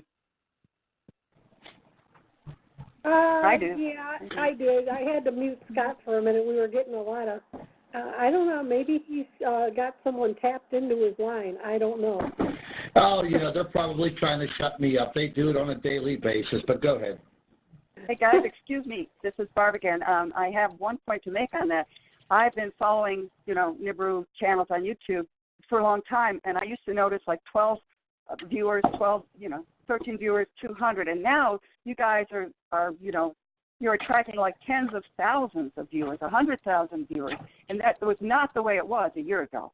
Heck no. So you guys are doing your job. Yeah, you're doing your job. There's one more thing I wanted to mention about McCanney that's very interesting. In spring 2015, after all this research and books and et cetera, he went dark in April of 2015. Will not talk about Planet X, just totally shut up. And the word on the street is that somebody got to him. So that's possible. That's my story. Yeah, that's my story. And then the only other thing is Carlos Munoz Ferrada. He called Planet X Hercolubus and said it was a comet planet. Do you have anything to say about it being a comet-planet and why he said that? Well, I've done a lot of research into Carlos Ferrada, and he was a fantastic man. I would put Carlos Ferrada close to Albert Einstein. This man predicted one of the biggest, I think the biggest earthquake that ever hit Earth and mankind as we know it in Chile. Mm-hmm. Yeah, okay. He actually predicted it right down to the hour, almost to the hour. Yes, and yes, he did. But the reason why he said that it is a comet planet, it is a planet that reacts like a comet. And when you take his translation from Spanish to English, that's where it comes from. And in my past career, I have a lot of interaction with South American countries, Mexico, and Europe. But dealing with people in South America, there's when you're speaking Spanish, things are backwards when you're translating it to English. But what I got from Carlos Ferrada is just that. It is a planet that reacts like a comet. And that's very unusual. And that's what I got from Carlos Ferrada. And I respect that man very much. Oh, me too. Well, I want to get off here. I just want to say God bless you and hugs and love to all of you and everybody listening. Thanks a lot for your time. You too. Happy holidays. Okay, you guys, Astronomy Now wants to talk to you. Astronomy Live? Yes. Oh, put Scotty Boy on the phone. I really feel bad for Scott. I really do. Me too. Let's wish him a Merry Christmas. I think he's Jewish. Here we go. Now try not to scream at each other, okay? Because we can't hear anything when everybody gets all upset. Badbaby, that was inappropriate the way I acted last time, and I'm really sorry for that. Well, the thing is, when that goes on, nobody can understand a word that's said. And astronomy, I don't want to hear any crap about your picture and this and that, because I'm not going to waste my time on stuff we've already hashed over. Okay, astronomy, you're with us. Oh, well, thank you very much. And, I'll keep it civil as always. I'll let you guys do the screaming, as I always do. My channel is named Astronomy Live, not Astronomy Now. I don't really mind getting it wrong, but, I hope you'll forgive me if I accidentally get your show's name wrong on my channel. I would like to say that... Hold on. You already did. Your buddy Daza already did. Okay, well, I'm not Daza, but, if I make the same mistake, I hope you'll extend me a little forgiveness. It'd only be fair. But I'd just like to say that, so you shared this video of a blue Kachina in the sky, right, Scott? Yeah, I've been getting video and photographs from literally all over the world, yeah. Yeah, I know. And one of the main ones you showed there was from Slightly. What was his name? I'm probably going to get his name wrong here in a second. But Slightly, yeah, it's a tongue twister. It's a tongue twister. A slightly sleuth, yeah, it's a tongue twister. Slightly slanted sleuth for the truth, or whatever he's called on YouTube. I highly recommend everyone go check out his channel, because the reason he pulled down the original video was not because he was trolled or harassed. It was because he figured out that it was actually a reflection within the camera. And he posted a comment admitting this on your channel, Scott, and you deleted it. Why did you delete that comment? That came directly from his account. You deleted it from your video because it admitted that it was a reflection, and he apologized for everyone for uploading the video. He felt bad about it, which is why he took it down. Yeah, I think sometimes, Scott, I think people do mistake the reflections in the camera and the refractions for different planets. I agree with you on that. I have a question. There's no doubt about it. And I'll be Mr. Ferguson. I'll be straight up honest with you. Yeah, I'll be straight up honest with you. My full name. Oh, and sorry it's Dr. Ferguson to you. Okay, Dr. Ferguson. Yes, everybody does get caught up in the moment. And, I mean, what you don't realize is that we are trying to at least bring some type of preparedness to everyone. I mean, you know, you have your philosophy. So, wait, hold on. Stop right there. Excuse me. Let me finish. You have your beliefs. And me and Mr. Olson, we have our beliefs. And, yes, I will admit I make mistakes. But you know what? I'll be honest with you. Sometimes some of these mistakes open up the eyes of people that do need to believe. And I'm finished. Okay, no, that's really interesting. I wanted to hear that. You know, that's an interesting insight to your mindset, that you feel that it doesn't really matter whether it's a mistake or not, as long as it opens up people's eyes to what you perceive as the truth, which is that Nibiru is coming and, you know, we're all in danger. So it doesn't really matter to you whether a particular video is accurate or not, as long as it gets people to prepare. Am I misstating you? Yeah, you are misstating me, because you just put a bunch of words in my mouth. No, I'm paraphrasing. Okay, well, you can paraphrase. Listen, you can paraphrase, but that's not what I said. Okay? Okay, well, I'm trying to paraphrase what you said, because it's very interesting. My agenda is getting people to open up their eyes. You know, that's it. Open up your eyes. Let me ask you something. Well, okay, if you're trying to get people to open up their eyes, why would you delete his comment, which explained what it really was? Because it does show you what it really was. Well, it's a reflection within the camera, and he proved it. Okay, Scott, yeah, I personally didn't delete his comment.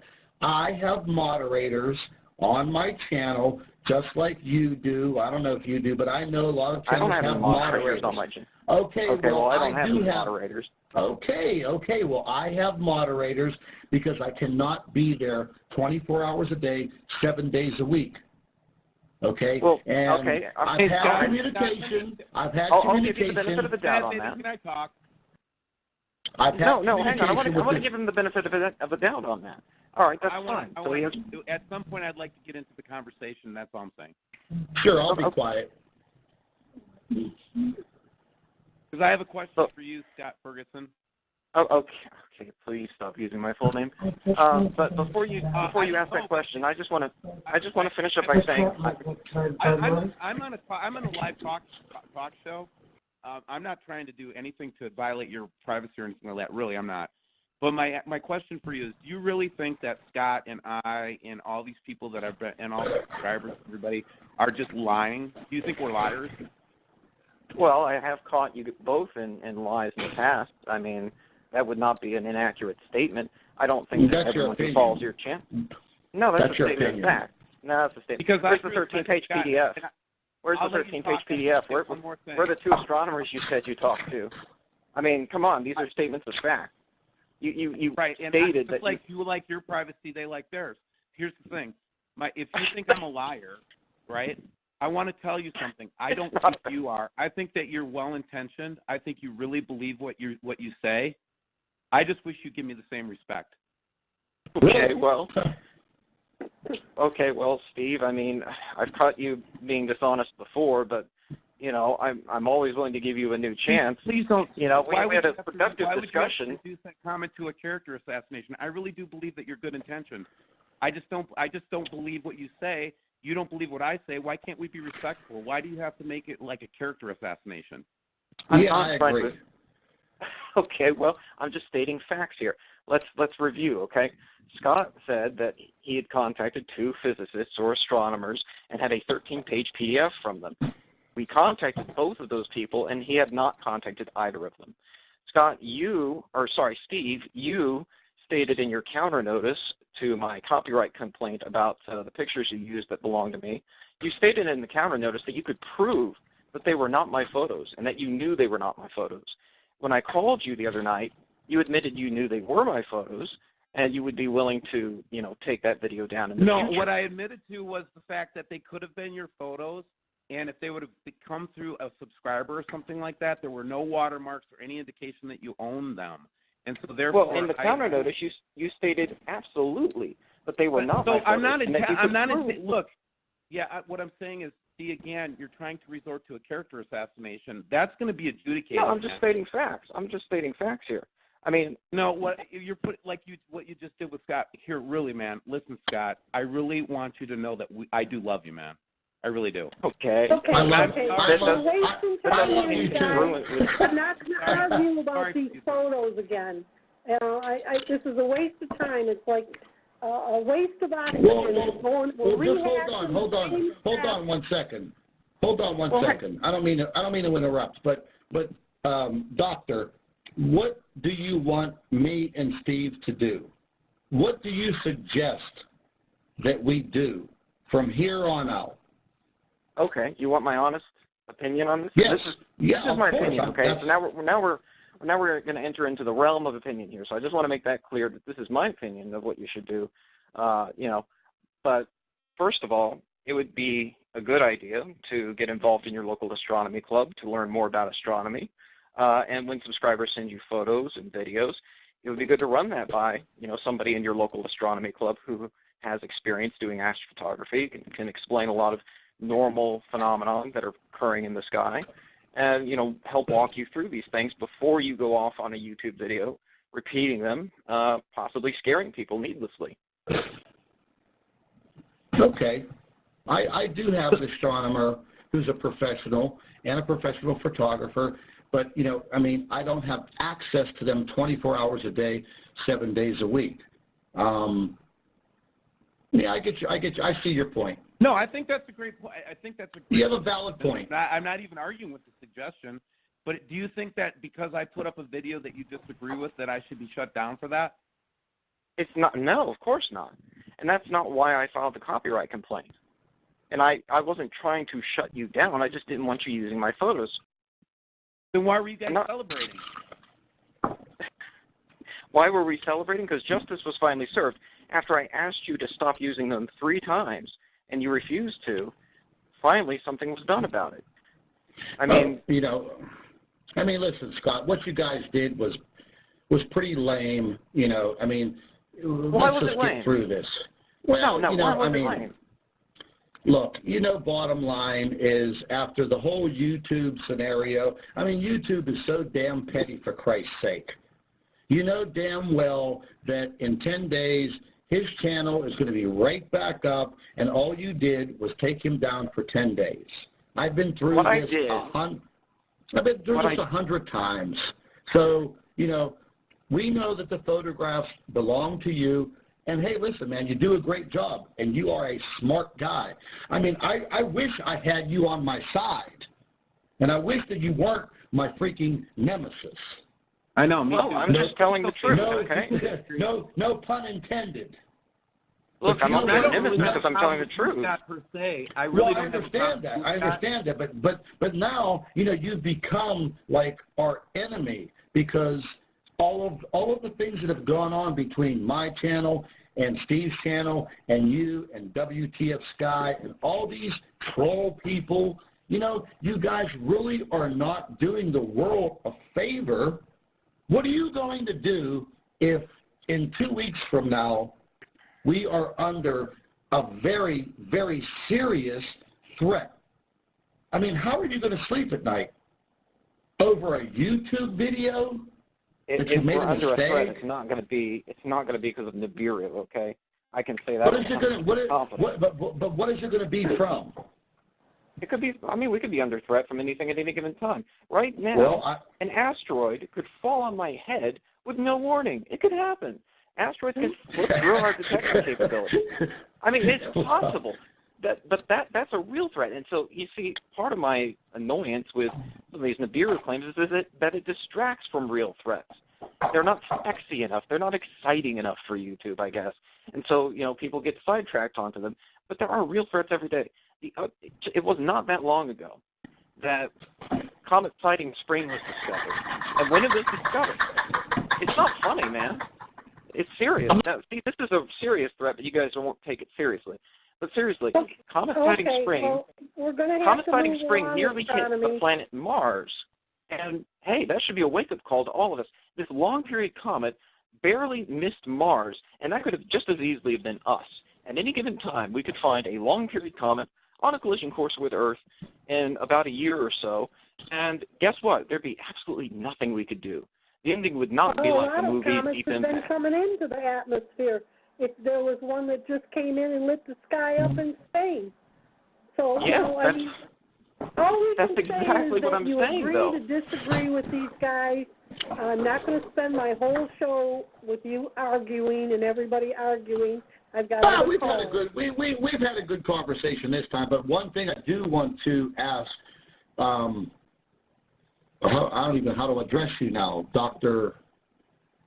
Astronomy Live. Astronomy Live. Just call me Astronomy Live. I hate that. I mean, I've said that before. I mean, we all have names. But anyways, Astronomy Live. My name is Steve Wilson. What do you think about this cosmic wave, this massive pulse coming our way? Do you have any credence to that? Should we be leery of that? Is this true? What do you have on that?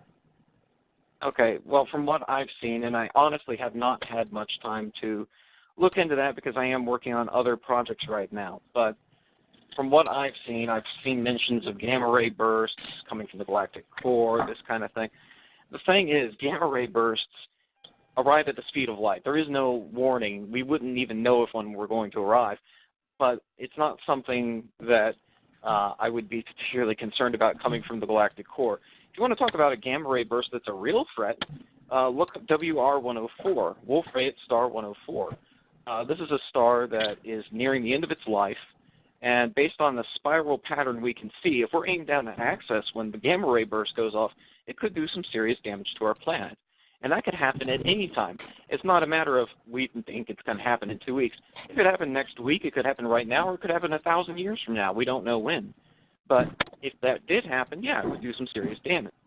But, again, you don't hear stories about that very often, but you do hear these false stories about December 27th, the galactic wave is coming. So you think that the whole what is that, SGR 1806-20, the whole pulse, you think it's completely false? Look, there are real gamma-ray bursts, and, there are these various objects that emit them, but they're harmless except for a few rare exceptions. They have to be pretty close to affect us, and WR104 is one of those that would be close enough that if it went off, it would affect us. But, again, people don't really know about it because there's all these other sexy stories to get distracted on. And so here we are. One last question, if I might, I didn't interrupt you, but one last question. Is it possible that you're wrong? In what way? About this pulse. No, about Nibiru. About Wormwood. About Nibiru? No. About Nibiru? No. No. Okay. And I've covered this, in my videos many times. If no further questions. Nibiru were real, it would affect the orbits of the planets in ways we would see, and it's just not there. Simple yes, no question. You don't think it's possible that you're wrong. Get it? No. Okay, so let me ask one more question. So when is this WTF Sky Astronomy Live bashing going to stop? when you guys stop lying. Well, Scott, you consider it to be lying, but, do you ridicule people for what they believe in? Because I believe, these are my beliefs. So yeah, I believe what I put out there, man. I really do. These are Steve's beliefs. It's almost like a religion. We're not a cult, but, I've been called that. But, I respect you, man. I respect you for your education and your knowledge. But, damn, when you get on the WTF hangout and you guys laugh and make fun like little children, man, that really takes away from your credibility. Credibility. Yeah. No, I don't think it does. I think I've got great credibility, as a matter of fact. Okay. And I get messages every day from people thanking me for what I've done. I think that exposing the truth. I think Crazy is smarter than Scott. Okay, gentlemen, I'm going to move on. Thank you, Astronomy Live. Let's just say we agree to disagree. There must be an awful lot of liars out there, Steve and Scott. I'm talking John Moore, he must be a liar. Terrell's a liar. Gil Bazard's a liar. There's an awful lot of liars out there. Well, you know what? At least I'm in good company. Right. So, yeah, I think, but here's the thing. Do you notice that I asked him if there's any possibility he could be wrong? Have you ever heard, like, a humble person ever say yes to that question? Of course you can be wrong. Everybody can be wrong. I admit it. I could be completely wrong. Well, there's only one entity that I don't think is wrong, and that's Jesus. So, I could be wrong. A lot of people could be wrong. It's not like we're trying to harm anybody here. We're just trying to find out what's going on and get the facts out there. Okay, we're going to go back to another caller, you guys. Welcome to the call, California. Thank you for being patient. Hey, no problem. This is Tom again. I have to take care regarding what I say about the TR3B because literally back in 2004, I was blue dotted in my mailbox. That's all I really want to say about that. So my point is, gentlemen, concerning your last caller, I used to work past tense as a civilian pilot with two very excellent retired Air Force gentlemen, former U.S. Air Force Academy guys who were both in the U.S. Secret Space Program. My point is this. The bottom line is the TR-3B is used for a number of different purposes in near space. It's also superluminal, self-cloaking invisible. My point is they can also go up and use a energy beam weapon, which they developed in the late 80s to blow up asteroids in geosynchronous orbit with this thing. Do you guys remember the Kontopka meteor that went into Russia? A few years ago. Yeah, it's the tungsten or whatever incident. Yeah. Well, that was actually, from what I understand, directed in there from the TR-3B at that time. That's my point. Go ahead. Oh, I don't know if I can comment on that. So there are all kinds of stories where we had, have you ever heard the stories of people in the 1800s that ran into reptilians? Well, that's my second point, and that is that the reason why I was blue dotted, if you read the book by Miriam Delicato, Alien Blue Star Prophecy, I don't mean to throw her book out again. She was taken aboard a reptilian ship, and I'll just go ahead and say it. When I worked with these two gentlemen for a period of 3 years, from 1997 to 2000, flying a 747, one of them in particular who I befriended, we'd fly back and forth to Korea. I've flown there 57 times, 12-hour flight. My point is that I had nothing to talk about, so I said, hey, man, what did you used to do? And so for 3 years, I learned all this vetted data. My point is that reptilians work with, as you know, U.S. government, a.k.a. look at Randy Kramer. Randy Kramer is a great example of that. Randy Kramer, if you go ahead, I'm sorry. No, we talked to a guy, Daniel, who we're going to do another series of interviews that claims to be half Anunnaki, right? So correct. Here's the thing. Yeah. So here's the thing. So I have this deep suspicion that we have what we would call the fallen angels actually are aliens. It's exactly what they are. Yeah, exactly what they are. So it doesn't depart from the biblical narrative. It just enhances the biblical narrative. Do you know why? Good guys. I want to say this. Do you know why, for example, we're down in Antarctica? They're excavating Anunnaki, a city 60 feet under the ice, and that's specifically what they're doing down there right now. And I just wanted to throw that out to you, gentlemen. That's really what's going on. It's an excavation process down there. Yeah, and the point I was trying to make, Scott, and then I'll let you have the floor. The point I'm trying to make, is it possible that the narrative that we're hearing is really one that's from an outside world, and that it's really not correct? And maybe that human beings are supposed to be sovereign and not slaves? Does anybody think that could be true? Well, I agree with you, but I also believe personally, and I'm sorry to differ on this point, I had 2 near-death experiences, one from a car accident, one from being in surgery several years ago. My point is that I personally believe that the Anunnaki came here 237,000 years ago, specifically to North Africa, and tweaked our DNA. And I think really we're all half Anunnaki. But my point is I think that there's a control grid, and I think, unfortunately, if you go deep in the data, the reptilians control basically 2/3 of this entire solar system, and that's what I was told by military sources back in 1999. So. But do you think it's possible that since there are these races that maybe the Bible would refer to as evil fallen angels, maybe there are also good angels? Do you think that there's possibly races like Palladians, like others that we would call angelic forces that are on our side? You know, I think the best evidence for that, if I may, is 2 sources currently. One is William Tompkins, Bill Tompkins, who wrote the book Selected by Aliens, a great book. I just bought it. And the other person I have to say is John Teeter, too.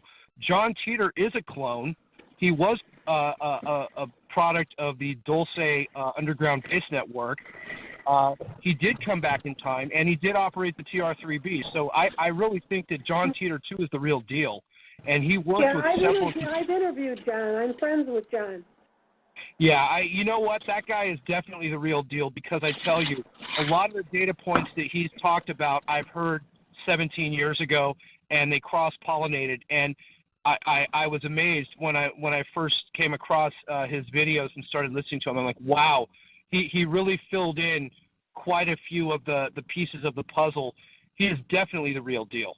I agree with you, California, because the night that I had John on, all that day before the show, I was perked very heavily, and I know he goes through a lot of crap. And in fact, it's interesting that you brought him up, because I was just thinking about him today, and I think I am going to invite him back on and do another show with him. The only thing I don't like about him is that he doesn't believe, he thinks that Nibiru is going to pass us, and nothing's going to happen, and I just don't believe that. I tell you this, I was friends with Miriam Delicato, and part of the reason why I was blue dotted in my mailbox was because off record, I had several phone calls with her, and I picked her brain. This is in 2004, and I said specifically to her, hey, Miriam, you know, what's going to happen? You were shown this flat screen holographic screen of the future not once but 5 times on a reptiloid ship, and it showed you the aftermath of what was going to happen. Tell me. And she told me some things that were very disturbing. One thing she talked about, and you'll see this in her book, are about safe zones.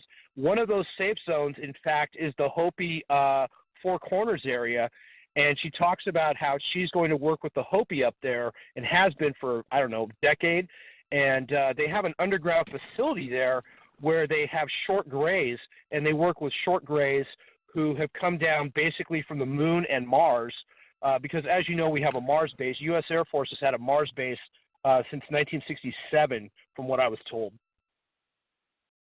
Yeah, I have to agree with you on all of it. It's unfortunate because, you know, we have superluminal, we have time travel.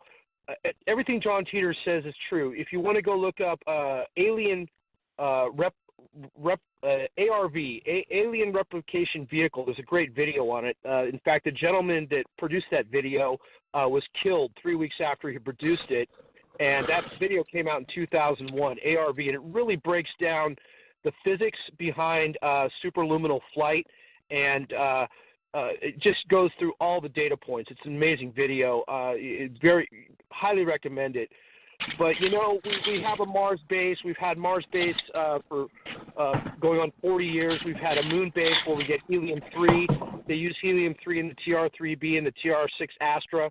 And you know, it's unfortunate because my belief is you're not going to have disclosure, nor you're going to have fundamentally anti-gravity until we get off the oil paradigm, and that's not going to happen until after the pole shift. And according to Georgia Guidestones, we have 500 million people. And everything you're talking about, the control grid, I'm very concerned about. But I think John Teeter, too, is the real deal. I would definitely heed what he says as being true. I think he has a lot of very, very important things. Listen, I want to talk about reptilians for a second, okay? And so I have all kinds of people contact me, okay? People that claim they're Palladian, people that claim that they're from different races coming to help us, all this stuff. I get the whole gamut, right? But one of the stories that made a lot of sense to me was that the reptilians are the ultimate warriors of this universe. They make their living by war.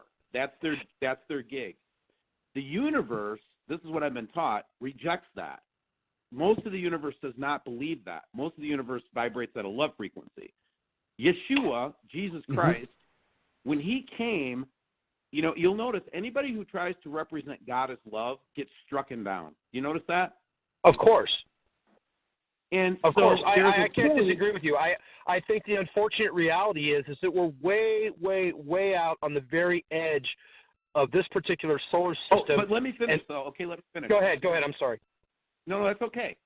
But here's what these people are telling me, and here's what I actually believe the Spirit of God is telling me, that we don't have to fight them. We have to love them out of our existence. In other words, they cannot deal with the love vibration. Yeah, love energy does hurt them. You know, if you want to see some really good video, you need to go look at the Reinstein air crash, okay, from 1988. And what you have was second generation video cameras at that time. This is where about 120 people got fried. And what's very disturbing, I saw this video years ago. It may be wiped by YouTube, but what you saw were these entities, and the reptilians can go from the fourth to the third dimensional realm, and they suck off of war. They get like a cocaine high off of death and war, fear. and so they were jumping into the bodies of burn victims as they were dying, and you could see them interdimensionally doing this, and there were not just one camera. We're talking 10 different cameras from 10 different angles from 10 different people shooting video that day, catching these entities. And again, it's the Reinstein 1988 air crash where you had two Italian jets crash, one cartwheeled on fire into the crowd, smoke. No, actually that was Ramstein Air Base. I was on duty there in the Air Force. And by the way, there's somebody to say, yeah, I was there. There was somebody trying to say that I claimed to be 20 years in the Air Force. I've never claimed that. I was 4 years in the Air Force. Part of that was at Ramstein Air Base, and I was on duty the day that those things crashed. But I didn't get to see it with my own eyes. I just had to clean up the mess. Wow, that's amazing. Well, yeah, I've seen the video. I saw it several years ago, and it was very interesting because that's really what convinced me, like Bigfoot, that this is a worker that is a fourth and third dimensional realm being, where if you shoot at it, boom, it has the ability to pop out of the third dimensional realm back into the fourth dimensional realm, and that's the same thing with these. Well, again, the idea that guys, I didn't mean to monopolize the conversation, but I just wanted to say that those warrior races, I've been told, have been around for a long time. You're not able to fight them. They're not fightable. You can't win with weapons of like carnal weapons, like guns and stuff. Well, if you really want to know what I was told, let me finish. Go ahead. Listen, please let me finish. The only way you can beat a reptilian is the love vibration. That's it. I agree with you. I think the unfortunate reality, and I have to agree with Randy Kramer, and I heard the same thing from my two friends past tense, and that is that these entities have been around for 283 million years, and they've been here a long time. 300,000 years. I heard 283 million. That's the number I heard. Well, as far as, again, I'm only repeating what these people that claim to have these contacts and everything are saying to me, and it rings true to me that they've basically been in this quadrant messing with the human race for about 300,000 years. That's what I agree with you. I agree with you. But the reason why they're here is because they have a base in Antarctica. They worked with the Germans. They gave them technology starting in 1919 and Hannibal craft. This is why the Germans went to New Swabiland. They gave them one of 3 underground bases down there. Also, Mount Shasta. The people that are the underground entities, the beings that live underground, are part reptiloids. So everybody's kind of connected here. Yep. Okay. Well, thank you for coming back on, California. We do have to move on. I have 2 more callers, and then we're going to have to wrap it up for tonight. But thank you again. And that's a whole other show, and I agree with you on a lot of this. It's funny that you said that they live off of the negative, because I don't know if you guys are familiar with Dr. Rebecca Carley. I've interviewed her several times, and these people are mixed in through our society. And she actually talks about when she quit being a doctor in New York City, some of the doctors there, she said they were like possessed or pure evil. And I believe that these reptilians are part of this. But she talks about them making her cut a man's leg off without anesthesia. And when she cut through the sciatic nerve, how he screamed in pain and died from the trauma. And that was what made her quit being a doctor in that hospital. But she said these other doctors that forced her to do this, which I believe they were actually reptilians, stood around this bed and just soaked in the energy and just lived off of this man's misery and pain. They were just in glee over it. And she talked about adrenal, she said it was in the medical book, something about adrenal release, where when you're stressed like that, there's a release that goes through your adrenals, and that they were soaking that up. And I'm just wondering if that's why, through the frequencies that they're releasing out of these powers, they're causing a lot of hate and disarray, and they're feeding off of this. Can you see why the Bible would call these entities demons, though, Badbaby? Yes. Yep. Okay, let's move on. We'll have to do a show on that. We'll have to, because that's a whole other topic. But you know what? We'll have you come back, and we'll get into that on another night. Right, but how do the reptilians factor into this whole Nibiru passing, though? And here's what I think. I believe that we do have other entities here.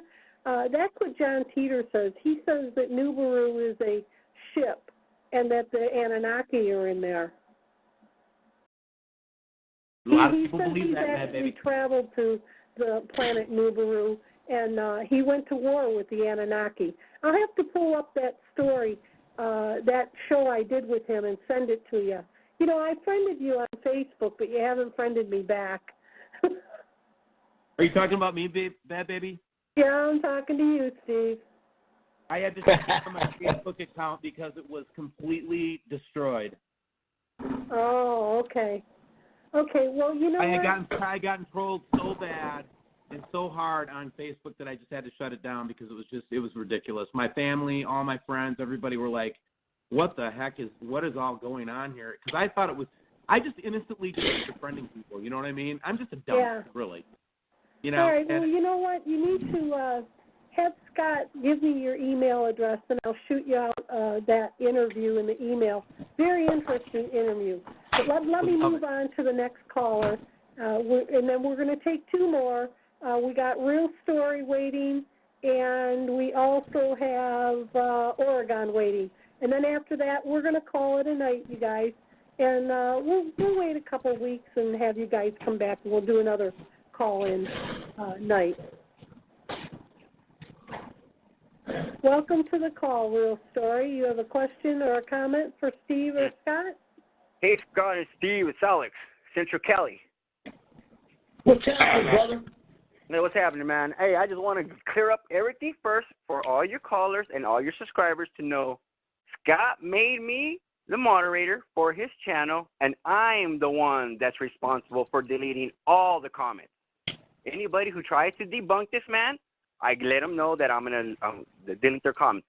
Simple as that. I'm responsible. Anybody who has anybody to blame me because I'm responsible for it.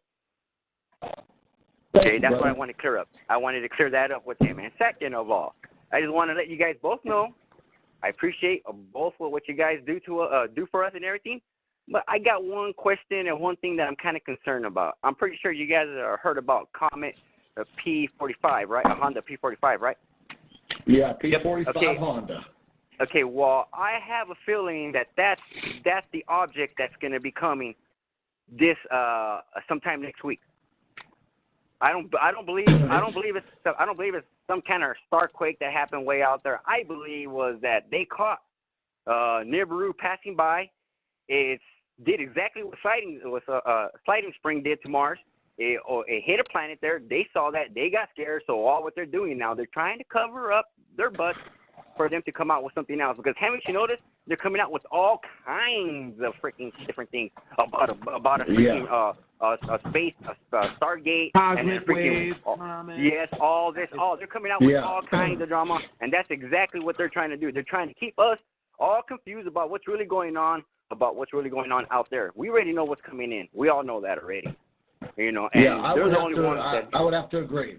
Yeah, they're the only ones that are denying it because you know the main thing that I'm concerned about is because I have a little program that does trajectories, and this trajectory shows me that it's gonna hit New Zealand, travel all the way through South America, and it's gonna hit in between California and Oregon and Washington.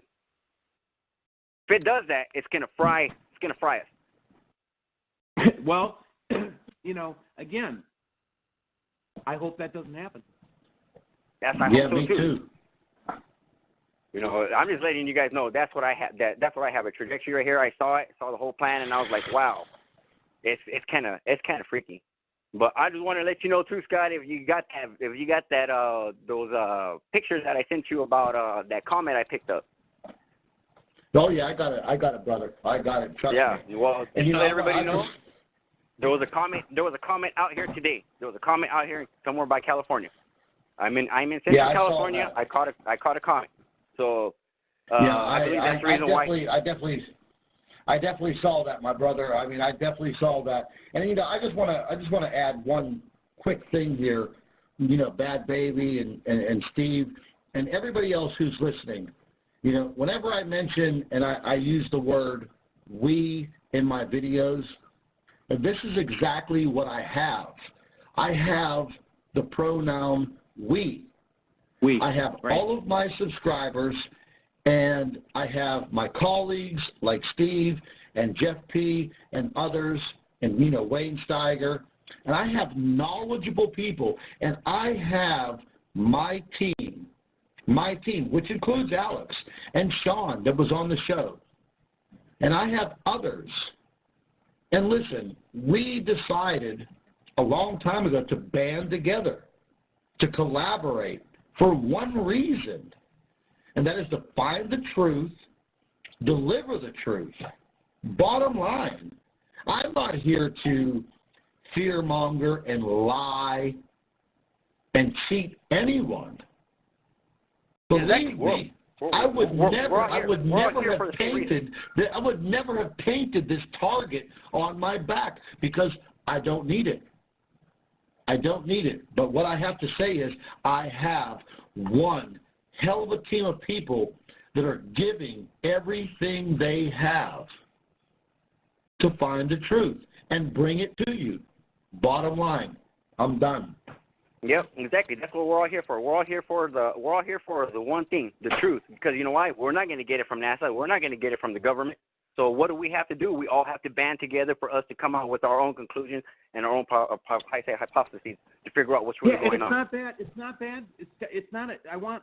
I changed in my heart. Okay, I had a change, and my change is just because Scott, a person like Astronomy Live or any of those guys oppose us. That Scott, mute your phone. Hold on, mute me, hold baby. on, I'll mute him. Did he mute himself? Okay, yeah, go ahead. Yeah, so I wanted to end up with this point. It's like without opposition, we wouldn't get smarter and stronger. So they force us to be smarter about what we learn and what we know. So I cannot look upon them negatively anymore because they're making me a better researcher. That's true. That's exactly what they're doing with me too. Like I said, like I told you before when we had that that talk right there in Hangouts. You know, I never knew anything about sun flares, you know, CMEs and all this stuff. Now I do. You know, it's like, you know, they're making me smarter, actually, you know, because every time they try to debunk something or something, it makes me go back in there and start studying. Because history and science were my number one, were my favorite subject when I was growing up. Yeah, man. I mean, we're not claiming to be perfect, but I'll tell you what. I've learned a lot from Astronomy Live, and I've learned a lot from all these other people that have been, you know, hard on us. I just wish they wouldn't resort to character assassination. Yeah. That's the main thing, you know. I just don't like the fact that they always try to debunk everybody about everything, you know. Number one, just let everybody do what they're going to do, you know. Okay, if you don't believe that this system's not here, okay, it's just like what Scott always says. You have the TV. It's like a remote. You have the TV. Turn it. Turn the damn channel. Yeah. Get the heck out of the way. That's all you have to do. No one's forcing you to come to these programs. No one's forcing you to look at their videos. No one's forcing you. You know, if you don't like it, then don't look. Yeah, exactly. They're the ones doing it to themselves. You know, that's the reason why I don't understand that. But you know, it's them. Well, you know, I want to bring a point up here. If this isn't what's going on, why are people going to such great extents to try to harm Scott and Steve and me? You know, I mean, why would someone go to such great extents to harm us? It's because you guys are saying the truth. You guys are actually speaking what they don't want to know everybody to know. That's the reason why they're trying to silence. Like they always say, a dead man never tells any stories. Exactly. That's exactly. That's why I'm underground. Hey, Steve, you stay where you're at. You're perfectly there. You don't come out. Be like them ant people. Stay underground. No, I'm staying above. I'm staying above ground. I am. I'm staying above ground too. I'm not gonna go hide or anything. You know, I'm not gonna be scared. I'm staying. If this thing above ground, if anything like this is gonna kill me, I'm gonna die with my boots on. Damn right. Damn right. I look at it this way, you guys. We're all gonna die one day, and if I die, then I guess I did what I came here to do. Amen. Yep. Exactly. That's exactly what I say too. You know, we're all here for a reason. Our reason is here already. You know, if we're gonna die, like you said, like tomorrow. Okay, just to be honest, tomorrow we're not guaranteed. We're not guaranteed tomorrow because everybody's complaining. You know, thinking about this planet coming. Like number one, we got to worry about Yellowstone. We got to worry about Mount Howland. We got to worry about the earthquakes that are coming. The New Madrid over here where I'm at in California. You know, the San Andreas fault line. We got to worry about the Cascadia subduction zone. And now they got that new one that just happened right there. I think it's right there by I believe it's Japan or somewhere around there where they have that new tear that just barely opened up. You know, come on. You know, we have to worry about a lot of more things before we have to worry about the planet too. You know, we're not guaranteed. You know, and not only that. You do know one thing. They don't have all them big plastic FEMA coffins for nothing. Oh, I tell you that. I know that. They already know exactly what they're going to do. They don't want to get me in a FEMA camp. They don't want to get me in a FEMA camp. I will turn it upside down. There's no doubt about it. You know, me and Steve, we're kind of like Butch Cassidy and the Sundance Kid. You know, Steve is Butch Cassidy. No, wait a minute. Which one was the calmer one, Steve? Steve, are you still there? You know what? I think Steve? we lost Steve. Oh, I think we might have lost him. Anyways, you know, Steve's the more softer type and more scientifical. And, you know, we've talked about this many, many times. And, yeah, I have a big mouth. Call it what you want. But I'm not going to stand by the wayside as long as I can breathe, walk, and talk. You're not going to shut me up because, again, this is my statement. We as a people do not deserve what we are being dealt. That's just the bottom line. I love humanity. As cold-hearted as it may be some days, we're not perfect. And I agree with the whole love factor, but everyone is not programmed to love. And we are in a very, very dysfunctional society as humanity. And I did put this target on my back. I could just go away today after this show and say the hell with it. But I cannot do it. I cannot do it. I have very, very erratic sleep patterns. I'm up 15, 16, 20 hours, sometimes 36 hours a day, researching things to bring to everyone that they do not pay attention to. Does it break my heart? Yeah, there are some days where I do break down a little bit because, you know, I think we deserve better. I think we really do deserve better as mankind. But my voice isn't heard all around the world. And there's nothing I can do about that. Yeah. But I will keep plugging away each and every day. Keep doing. Yeah, I told you, keep doing what you're doing. Who cares what anybody says? Or, you know, hey, like I said, if they're going to call you whatever, let them. It's just words. You know, words ain't nothing. But I do want to clarify with the listeners and your subscribers that, he did find over there in Antarctica about the the mile where he measured the miles of 300, 500 miles. 500 miles ice because we were both on Google Earth at the same time doing that. We're on Google Hangout. So I am going to clarify that. Yep. Yeah, we measured every freaking inch of that continent. As a matter of fact, not only that, what else did we find? We found reflectors. Yes. Massive solar reflectors. So the bottom line is, folks, you know, I mean, yes, we are being lied to.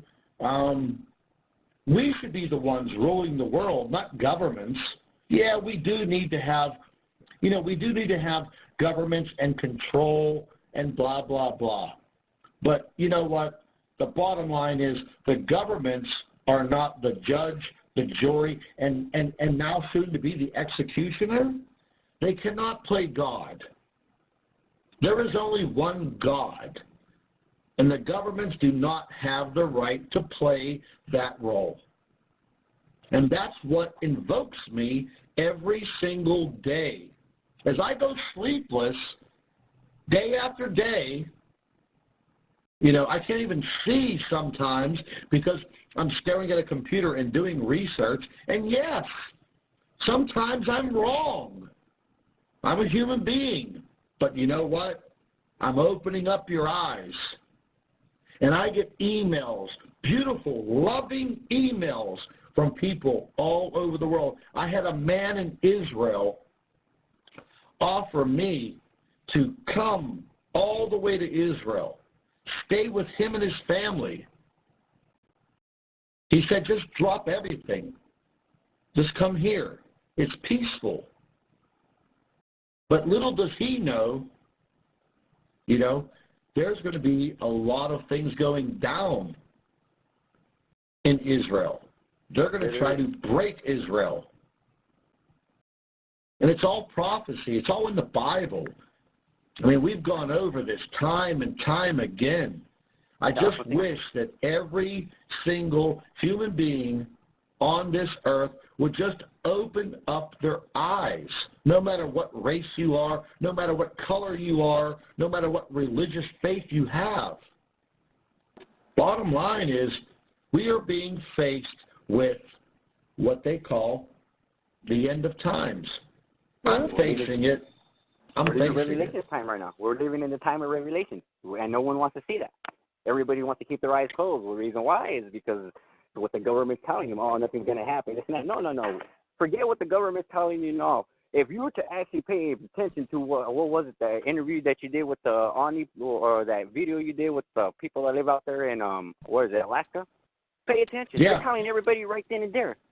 They're letting everybody know the sun is not setting where it used to set. The sun's not rising where it should set. They're the ones that are in tune with nature because that's what they did. Absolutely. We're no longer in tune in nature because the government dummied down us with these stupid freaking gadgets that we have all the time.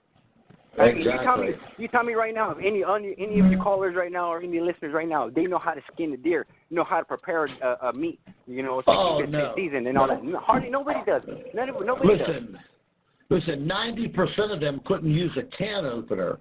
And I just want to say something that, I got an email yesterday from a young lady, and her grandmother is a Hopi Indian, and her bloodline goes all the way back through the Hopi Indian. And she said to me that her grandmother does not believe in technology, but the granddaughter, who's a grown woman herself in her late 50s, that sent me the email, she said, I watch your videos and I see what you see, and I can tell you that we are with you, and that yes, what you are seeing in the skies is very true. And you are the ray of light that the people need. But you will be, well, she used a different word, but she basically said that my ray of light will be snuffed out, will be silenced. So basically what she is telling me is that my days are numbered,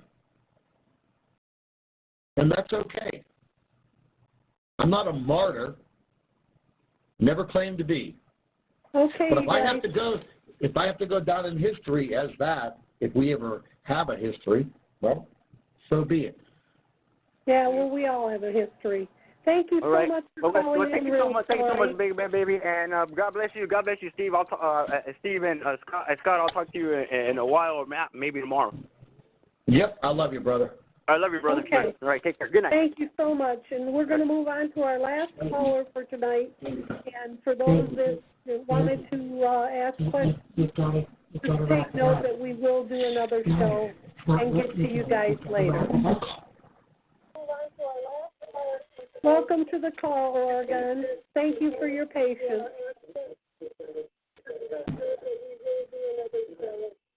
Hello, Oregon? You had your hand raised. Hello? Yes, are you with us? I am. Hello, and thank you for taking my call. I just want to say thanks to Steve and Scott for all putting up with all this garbage to get the truth out. I've been following this for several years now, and I'm actually in a little group here in Oregon and stuff. So, I photographed these planets, and I got an expensive camera with special infrared lenses and stuff. So the trolls don't faze me. I wish Scott and Steve would just not get so upset on the trolls and spend so much time on. They're feeding right into exactly what they're trying to do by, getting them riled up and stuff. That's exactly what they want. They just want us to do that and not pay attention to what really is going on. Anybody with a pair of eyes can see that there's definitely something going on. With the weather, where the sun the sun's been weird, the moon's weird, all this stuff's going on, and the increased earthquakes and all that. So there's a lot of people that are waking up, and the fact is, whether it comes by and causes a big problem or not, the whole thing is we're all waking up, and we have to make our world better. We have to work together, get along, I agree. Sometimes dealing with these trolls, they do affect people. They do change people's minds, and that is just another fight, another war that I have to engage, and I don't mind it. I don't mind it. They don't bother me personally, but when they attack my subscribers, and I get complaints from my subscribers, well, I have to defend them. Yeah, I know, and they did that to me too, and I just ended up blocking them. But yeah, thank you guys for dedicating so much time to doing this and stuff. To get the word out to people that something may be coming, and it wouldn't hurt to be a little bit prepared. Whether it happens or not is besides the point. That's my philosophy. That is my philosophy. Straight up. And I tell everybody, hey, listen, if it doesn't happen, oh, thank God. I can retire in peace. Exactly. That's what I'm looking forward to, retiring. But we got a fight ahead of us with the one world order, whatever you want to call them. They have been infiltrated into our government, and we got them to deal with as well. And they just as soon have us all killed or put us in a place where if we do survive, they're going to have us cleaning up the bodies. So we got to be careful about that and not fall into their trap. They're all scumbags. They're all scumbags. We're going to have a barbecue with them son of a bitches, and you can guarantee that.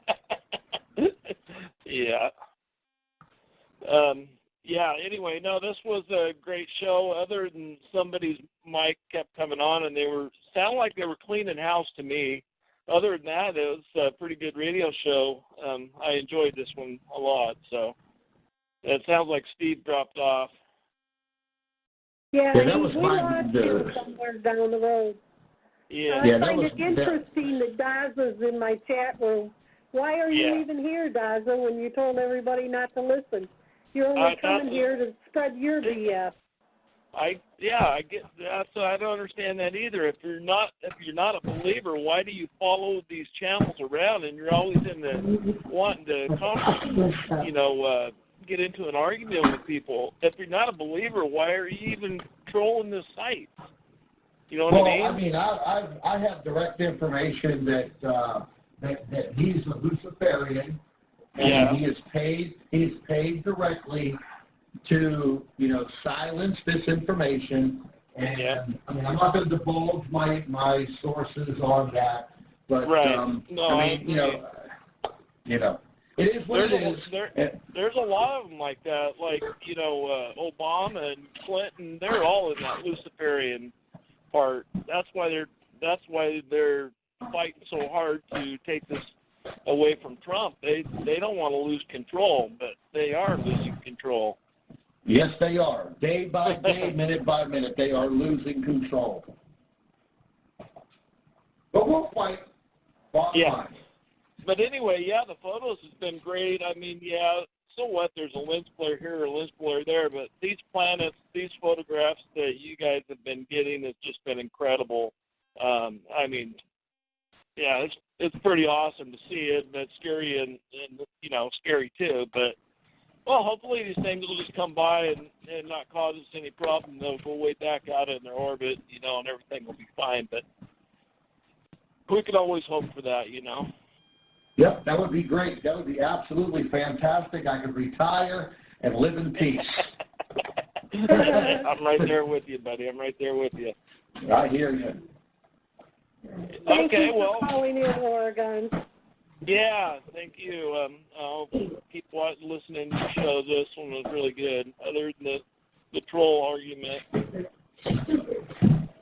Have another show and talk about the reptilians and the Anunnaki and all them, because I do believe that they have been on this planet and been interfering with our lives. And people say they upgraded our DNA. I don't believe that for a minute. Anybody that's going to mess with God's creation is not upgrading. They're downgrading. If anything, dumbing us down so we will not fight them, is what I believe. Well, yep. you know, you might want to go through my archives. I've got a lot of shows out there that have a lot of different theories. Okay, yeah, I'll do that. Check it out. Okay, sounds good. All right. We're going to call it a night, Oregon, and you're welcome to call back in anytime. Okay, thank you. We'll talk to you guys later. Thank you. You got it, buddy. Take care. Well, I guess it's just me and you. You and me against the world.